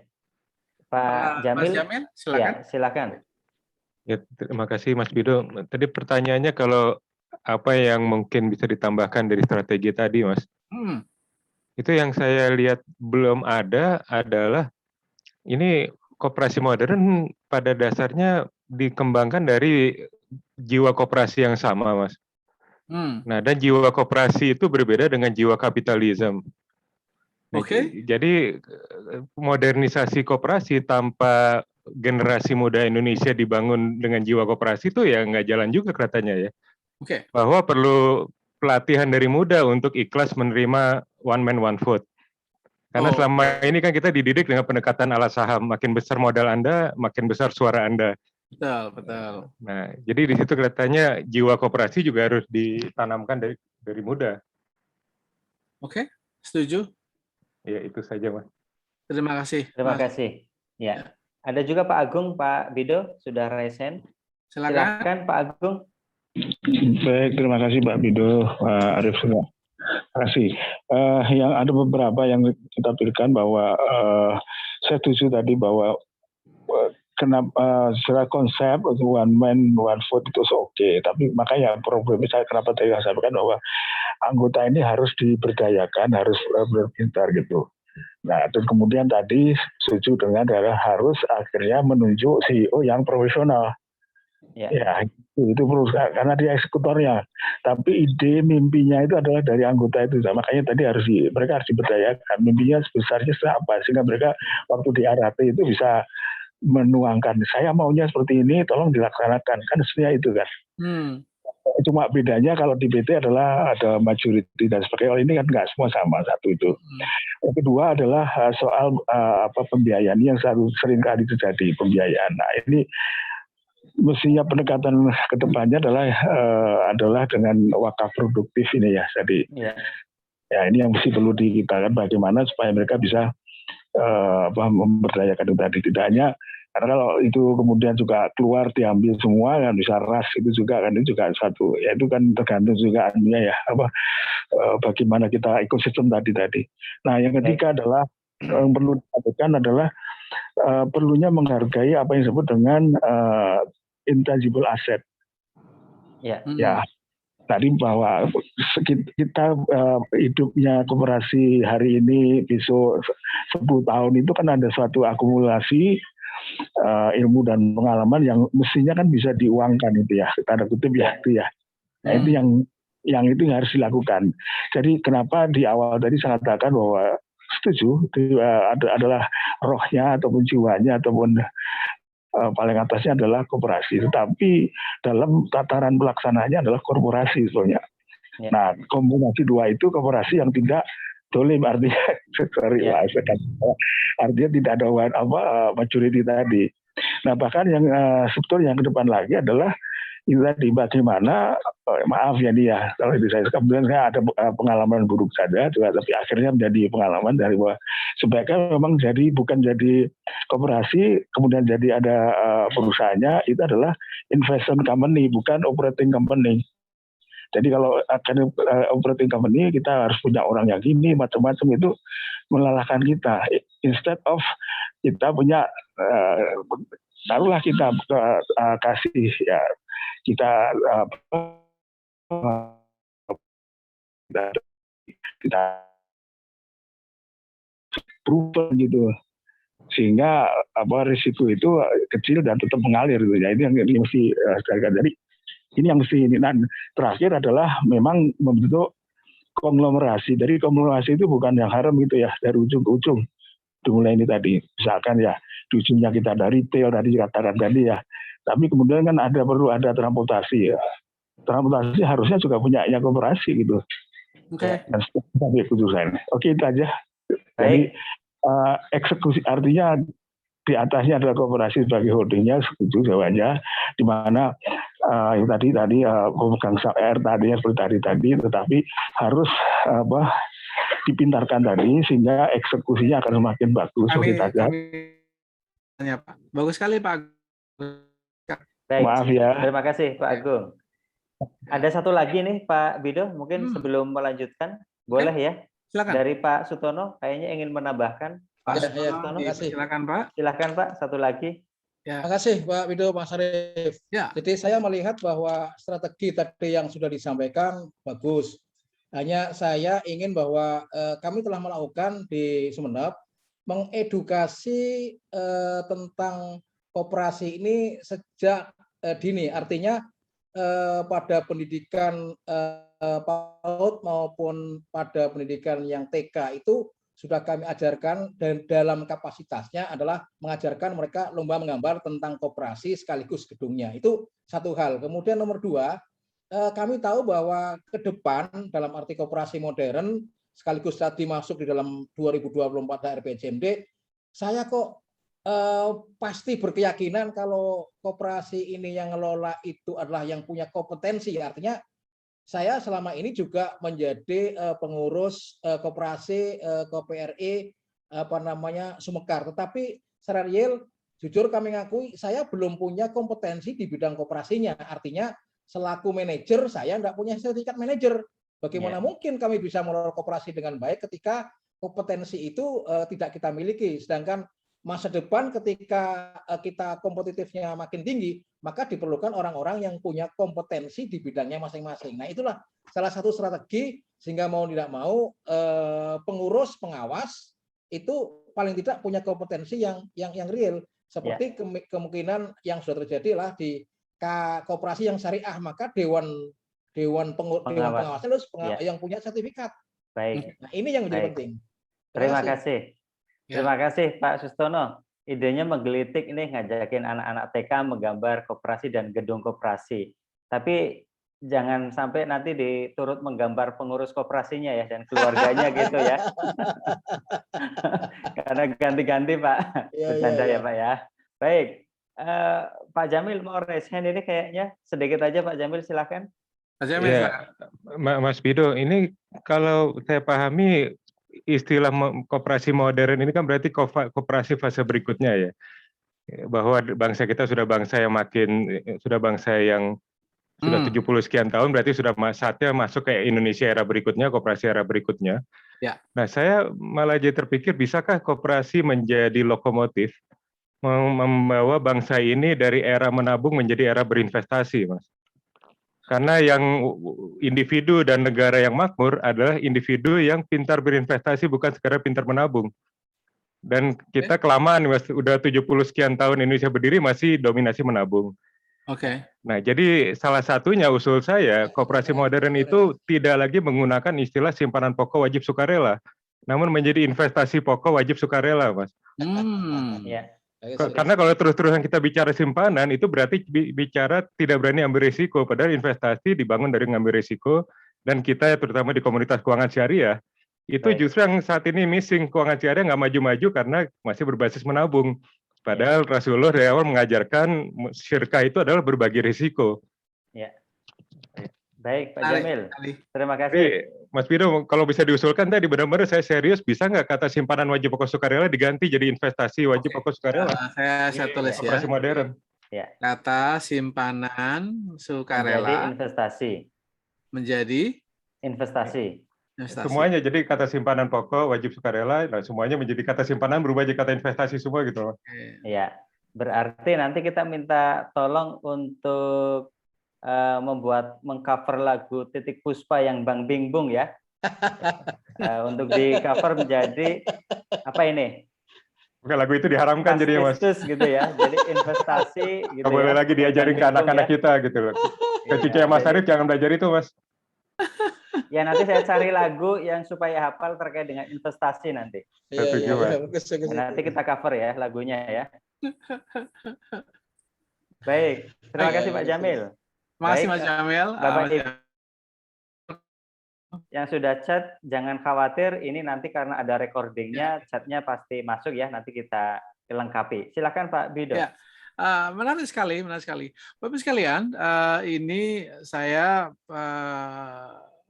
akan pasti diskusikan nanti. Saya minta langsung aja dengan Mas Aswa dan Mas Pak Bambang dan juga barangkali Mas Jamil kalau tertarik dan juga Mas Arief untuk mengadakan diskusi tambahan bagaimana kita merumuskan ini sebelum kita sampaikan kepada Pak Jabadi. Karena saya pikir ini butuh tambahan diskusi ya, biar lebih dalam. Kan kita juga mesti kalau ke pihak kementerian, pengalaman saya sih gitu, kita harus juga mengutip beberapa ayat dari Undang-Undang Koperasi baik yang lama tahun 92 maupun yang ada di Undang-Undang Cipta Kerja kan gitu. Dan Pak Jabadi sendiri tadi saya lihat ada tulisan atau komentar, beliau sangat tertarik membuat lembaga penjamin simpanan untuk koperasi. Kenapa? Karena selama ini kan banyak sekali koperasi-koperasi yang besar, 1-2 ya. Jadi mudah-mudahan ini tidak menjadi kesan buruk begitu. Yang uang anggotanya dibawa kabur oleh pengurusnya. Nah, tapi dengan adanya LPS untuk koperasi, perjuangan beliau, jadi mudah-mudahan ini menjadi koperasi menjadi semakin menarik. Kata simpanan menjadi investasi, kalau ini mungkin bukan iuran anggota barangkali Mas Jamil, mungkin bisa ya kita inikan karena mau nggak mau orang menaruh uang untuk berbisnis kan pasti ada resikonya.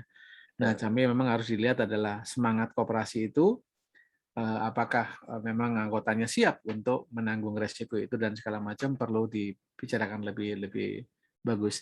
Ide-ide yang lain, Bapak-Ibu sekalian, seperti mendidik koperasi sejak dini, kembali mengingatkan bahwa koperasi itu bukan korporasi, karena jiwa yang ditanam di sana itu berbeda dan segala macam itu. Tapi kalau saya, karena saya salah satu orang yang penggiat model bisnis, mungkin 2 menit ke depan saja, saya sudah share sedikit ini dengan teman-teman di acara Mas Jamil kemarin, maka memang bisnisnya koperasi itu harus diubah sedikit ya gitu. Bisnis model ini teman-teman sudah bisa lihat di sini. Kalau warung nasi seperti ini, kenapa orang pergi ke warteg ya karena enak, banyak variasi makanan, praktis, mudah, tidak mahal dan jelas jelas jelas customernya. Jadi sebuah bisnis apapun itu, maka yang utama bagi saya adalah jelas nilai jual atau keunggulannya itu harus jelas. Kemudian kita jualan kepada siapa, lewat jalur apa, kemudian gimana kita menjaga pelanggan kita supaya tidak lari. Dari situ kita akan mendapatkan penghasilan. Ya. Kemudian kita harus tahu sumber daya utama kita itu bisa nggak melaksanakan ini semua. Jadi semuanya ini harus bisa dilaksanakan oleh sumber daya utama. Atau semuanya ini harus didukung oleh kegiatan utama, dan kegiatan utama ini harus dijalankan oleh sumber daya utama. Dan untuk itu kita perlu biaya. Nah, di sini rekanan utama. Saya kira penjelasan secara singkat mengenai model bisnis adalah seperti itu. Karena itu kalau kita melihat koperasi modern, Bapak-Ibu sekalian, bagi saya ini usulan saya, itu harus relevan terhadap zaman, relevan terhadap anggotanya, terutama ya. Kemudian harus dikelola secara profesional, ya apapun itu. termasuk misalnya dengan saya kira di era digital kita nggak bisa meninggalkan ini kan gitu. Sebuah koperasi apapun karena bisnis ya harus menguntungkan gitu kan, dan sustainable. Kalau istilah Indonesianya kan langgeng kan gitu, tapi sustainable artinya ya kita berbisnis untuk di jangka lama. Tidak ada sebuah bank pun yang berbisnis, oh saya akan menjadi bank hanya untuk 5 tahun, pasti dia nggak akan punya customer gitu. Tapi we are here for the long run, jadi kita memang harus larinya maraton untuk jangka panjang, kalau perlu lebih dari maraton, sampai benar-benar dilakukan, benar-benar kita mesejahterakan anggota kita. Jelas kalau anggotanya adalah customer utama kita, tapi juga kita punya konsumen dan kita juga masyarakat kan gitu. Pasti salurannya sekarang harus selain rapat anggota dan segala macam, maka salurannya adalah digital, kita memakai platform, aplikasi dan segala macam. Ada tadi Pak Agung menyampaikan bahwa kita kan punya intangible asset itu. Ya. Kalau kita berbisnis menjual apapun barang dan segala macam kan dapatnya kan langsung kelihatan karena kita menjual. Tapi Pak Agung tadi dengan kita memberikan jasa layanan kita bisa dapat fee, dan fee itu dari intangible asset tadi itu. Ini sekarang Bapak Ibu sekalian, saya lagi dapat banyak kerjaan untuk melakukan kolaborasi dari mulai bank-bank pemerintah. Sekarang beberapa bank pemerintah tidak lagi menganggap fintech atau teknologi finansial atau financial technology itu ke perusahaan fintech itu sebagai pesaing lagi, tidak, tetapi sebagai teman. Crowdy, Tanihub, dan beberapa fintech yang bergerak seperti misalnya kalau ini membantu petani, itu mereka punya data yang bagus sekali. Jadi bank-bank sekarang kalau mau meminjamkan uang kepada petani, maka mereka tinggal memakai data yang dikumpulkan oleh Tanihub, Crowdy, dan macam-macam ini ya. Itu ada sekitar 10 lebih saya kira. Sekarang banyak teman-teman anak-anak muda yang bergerak di bidang fintech yang membantu petani dan memakai blockchain dan macam-macam. Artinya apa, Bapak-Ibu sekalian? Kita sebagai koperasi harus mulai tanggap mengenai hal ini, dan kita tidak harus belajar sendiri. Kamanse ini bisa menjadi wadah untuk kita belajar apa sih yang ada di luar sana, fintech-fintech itu, dan bisa nggak koperasi kerjasama dengan fintech? Dan jawabannya ada. Bayangkan kalau misalnya Mas Jamil punya berapa belas, berapa puluh, berapa ratus koperasi yang bernaung di bawah asosiasinya, itu kalau kerjasama dengan fintech akan sangat senang sekali. Teman-teman sekalian, saya kira kolaborasi ini adalah inti dari kita berbisnis sekarang. Kalau dulu bisnis itu adalah bagaimana kita menguasai pasar sebanyak-banyaknya atau persennya paling besar, maka sekarang kalau Bapak Ibu lihat dari sisi acara saja sekarang, kalau kita mengadakan acara kan banyak itu logo kecil kan, logonya ada 5, di satu poster digital gitu ada 5 logo dari berbagai organisasi. Itu menunjukkan bahwa sekarang eranya adalah kolaborasi. Jadi saya mau membuka pandangan Bapak Ibu sekalian bahwa koperasi sekarang tidak harus inward, tapi juga sudah mulai menguatkan diri dulu, baru kerjasama dengan berbagai pihak, terutama teman-teman ini yang bergerak di bidang fintech. Artinya apa? Kita tidak harus mengembangkan fintech itu sendiri, tidak harus berinvestasi mahal di bidang teknologi, tapi bisa memanfaatkan yang sudah ada atau berkolaborasi dengan teman yang sudah bergerak di bidang fintech. Saya kira itu satu. Yang kedua, mengeko atau menggaungkan apa yang disampaikan oleh Pak Agung tadi, bahwa banyak sekali untuk teman-teman yang bergerak di bidang keuangan, di Turki itu sekarang banyak koperasi bank-bank yang menawarkan produk atau layanan yang dibilang non-financial product atau non-financial services. Jadi layanan yang tidak ada hubungannya dengan uang. Contohnya apa? Bapak Ibu tahu bahwa di AFC kita pernah melakukan, di World Bank kita melakukan studi, bank-bank di sana mendapatkan fee-nya tidak hanya dari menghubungkannya dengan rantai kegiatan bisnisnya. Jadi kalau misalnya ada banyak UKM yang bergerak di bidang sesuatu, tadi kulit atau macam-macam, ingin ekspor ke negara lain, maka UKM ini dihubungkan dengan para pengekspor. Tidak UKM-nya harus menjadi eksporter sendiri, karena itu repot buat mereka, kan?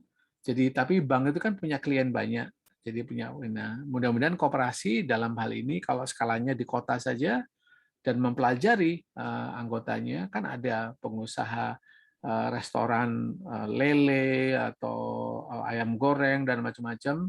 Di sini adalah peternak lele, peternak ayam goreng, dan peternak ayam dan segala macam sayuran dan macam-macam, dan ini dihubungkan. Jadi koperasi memang sudah harus menjadi katalisator, menjadi katalis untuk menghubungkan bisnis itu, dan boleh itu nge-charge fee di situ. Saya kira saya ingin memberikan beberapa contoh mengenai model bisnis yang bisa diadopsi oleh koperasi sebagai sentilan saja. Saya kembalikan ke Mas Arief dengan pertanyaan terakhir, bahwa apa ya peran kita yang bisa kita usulkan kepada Pak Djabadi. Tidak harus saya tulis biar cepat, tapi Bapak Ibu bisa menuliskannya di chat. Nanti kita bisa rangkum di sini, karena waktunya sudah cukup malam ini, mohon maaf. Nah, tapi dalam 3 menit terakhir, kalau Bapak Ibu tertarik, silakan untuk menyampaikannya. Mas Arief, ada Pak Lukman mengangkat tangan, saya silakan ke Mas Arief. Baik, terima kasih Pak Bido. Dan teman-teman, sebelum saya beri kesempatan Pak Lukman untuk menyampaikan pandangannya, silakan teman-teman tetap menuliskan pendapat dan pandangannya di chat, karena direkam, jadi otomatis nanti akan tetap disimpan, ya. Jadi silakan untuk menyampaikan pandangannya melalui. Iya, baik. Terima kasih. Selamat malam. Selamat malam, Pak.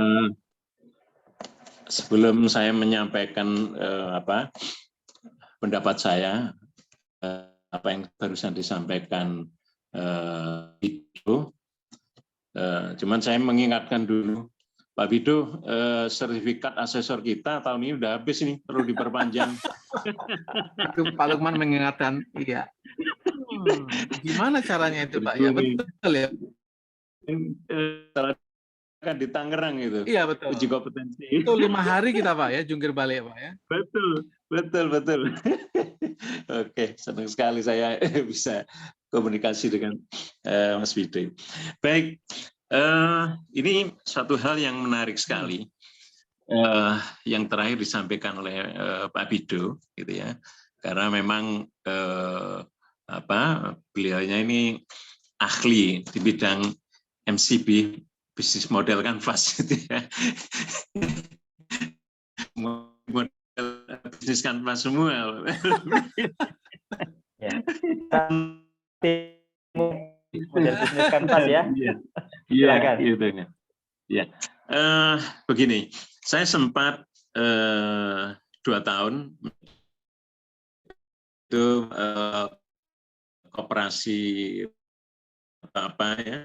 itu ada 2 kategori, koperasi mahasiswa dan koperasi yang umum. Gitu.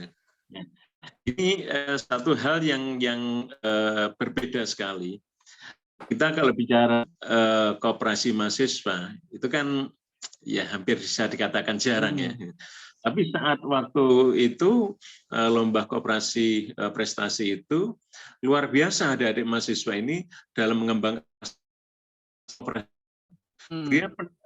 Mereka pendekatannya pakai MCB ini justru, gitu.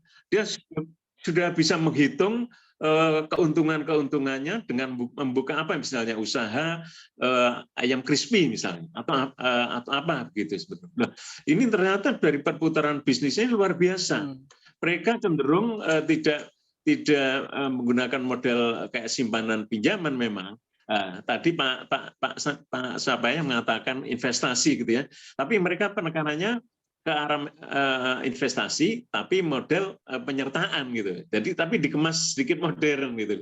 Nah ini yang menarik sekali. Ini suatu langkah poin plus gitu ya.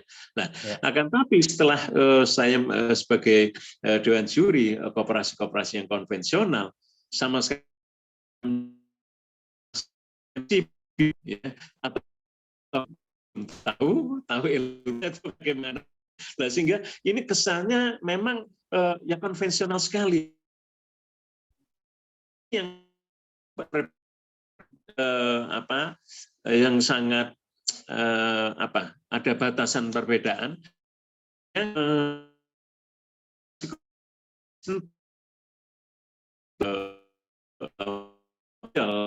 punya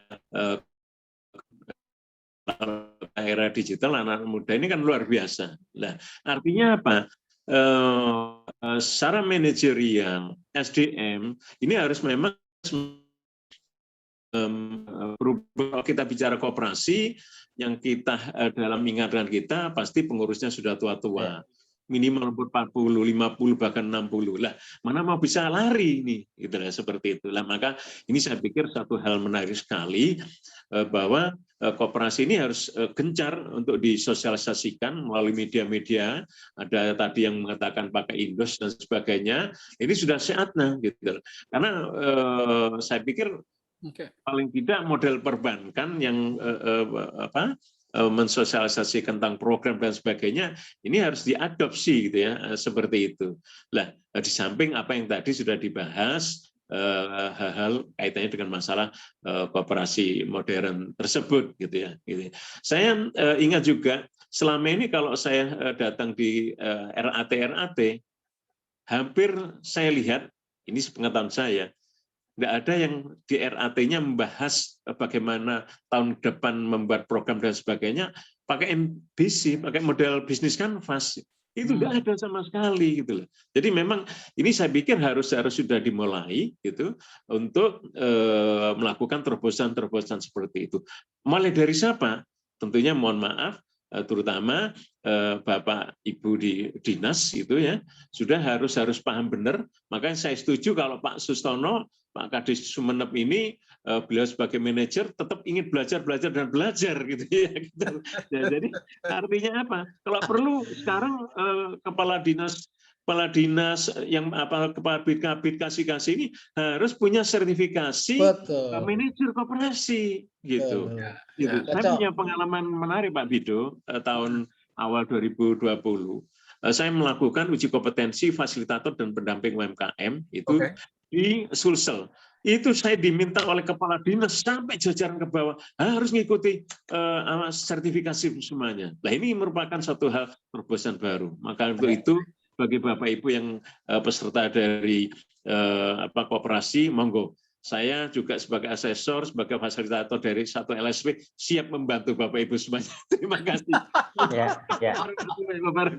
Baik, terima kasih Pak Agung. Ada lagi Pak Bido yang mau disampaikan mungkin sebagai closing statement? Ini aja untuk menutup aja Bapak Ibu sekalian.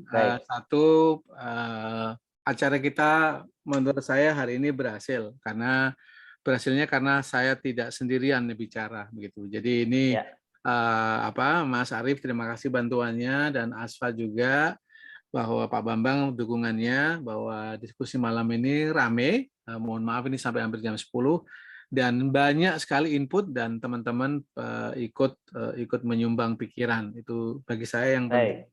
Itu salah satunya persoalan. Yang kedua, diskusi ini Bapak Ibu nanti kita akan rangkum ya Mas Arief ya. Ya. Nanti sendiri saya dengan Mas Arief gitu, nanti kita coba sampaikan kepada Pak Jabadi. Tentunya akan kita tambahkan dengan beberapa catatan yang saya nggak sempat sampaikan. Materi nanti kita akan perkaya dengan contoh-contoh dari luar negeri, dari beberapa, karena tadi Pak Agung menyampaikan beberapa dari Jepang dan ini. Mudah-mudahan menginspirasi dan terakhir untuk mendukung Pak Lukman karena sesama asesor ya silakan kalau mau ambil sertifikasi gitu kan. Kalau saya memang bisnis model Canvas ini untuk terakhir Mas Arief mengingatkan bahwa tidak hanya untuk cara bagaimana supaya bisnis kita jalan, tapi lebih ke pola. Kita harus mengubah pola kita untuk mengelola koperasi agar lebih modern. Saya kira itu saja dari saya. Sekali lagi terima kasih kepada Pak Bambang, Mas Jamil, Mas Lukman, Pak Sutono, siapa saja yang sudah memberikan idenya, baik secara tulis maupun ini. Baik. Terima kasih Mas Arief. Terima Saya kasih kembali. Pak Bido. Malam ini malam yang jadi luar biasa dan tentu bukan malam yang terakhir ya, seperti lagunya Bang Haji Roma Irama. Jadi kita akan terus lanjutkan malam-malam berikutnya di kajian malam Selasa, dan kita semua malam hari ini menjadi speakernya dan kita beri applause untuk kita semuanya. Baik, terima kasih. Dan banyak hal yang masih menjadi PR di pembicaraan kita, salah satunya tadi kata-kata simpanan dan investasi, tapi karena memang sekali lagi kita bukan hidup di zaman Shakespeare yang mungkin berkata tidak penting apa sebuah nama, tapi mungkin menjadi masukan juga buat pemerintah nanti bahwa ini bukan di zaman Shakespeare ya, apa arti sebuah nama, karena nama itu menentukan, bahkan nama bisa diklaim oleh salah satu pihak ya, sehingga kita bisa memberi masukan kepada pemerintah. Selanjutnya, Bapak Ibu, teman-teman semuanya, sekali lagi seperti disampaikan Pak Bido, kembali ke fitrah koperasi. Ya, koperasi adalah kumpulan orang, kemudian dari, oleh, dan untuk anggota, serta fokus pada kesejahteraan anggota. Itu adalah value yang tidak boleh dari koperasi adaptif. Karena saat ini zamannya digitalisasi, internet terdemokratisasi, semua orang menggunakannya, tentu tuntutan anggota pun berubah dan kita harus adaptif terhadap tuntutan anggota kita. Saya rasa itu akan kepada teman-teman semuanya, sampai hari ini, sampai detik ini masih cukup banyak dan cukup antusias. Mudah-mudahan kita bisa ketemu lagi di Kamanse berikutnya. Saya ucapkan terima kasih dari seluruh Bapak Ibu yang hadir malam hari ini, seluruh Indonesia, dan mudah-mudahan ini akan memberikan dampak positif terhadap kita dan industri koperasi, dan tentu untuk Indonesia yang unggul dan yang tumbuh. Terima kasih. Mari kita tutup dengan bersama-sama baca hamdalah. Alhamdulillah. Terima kasih.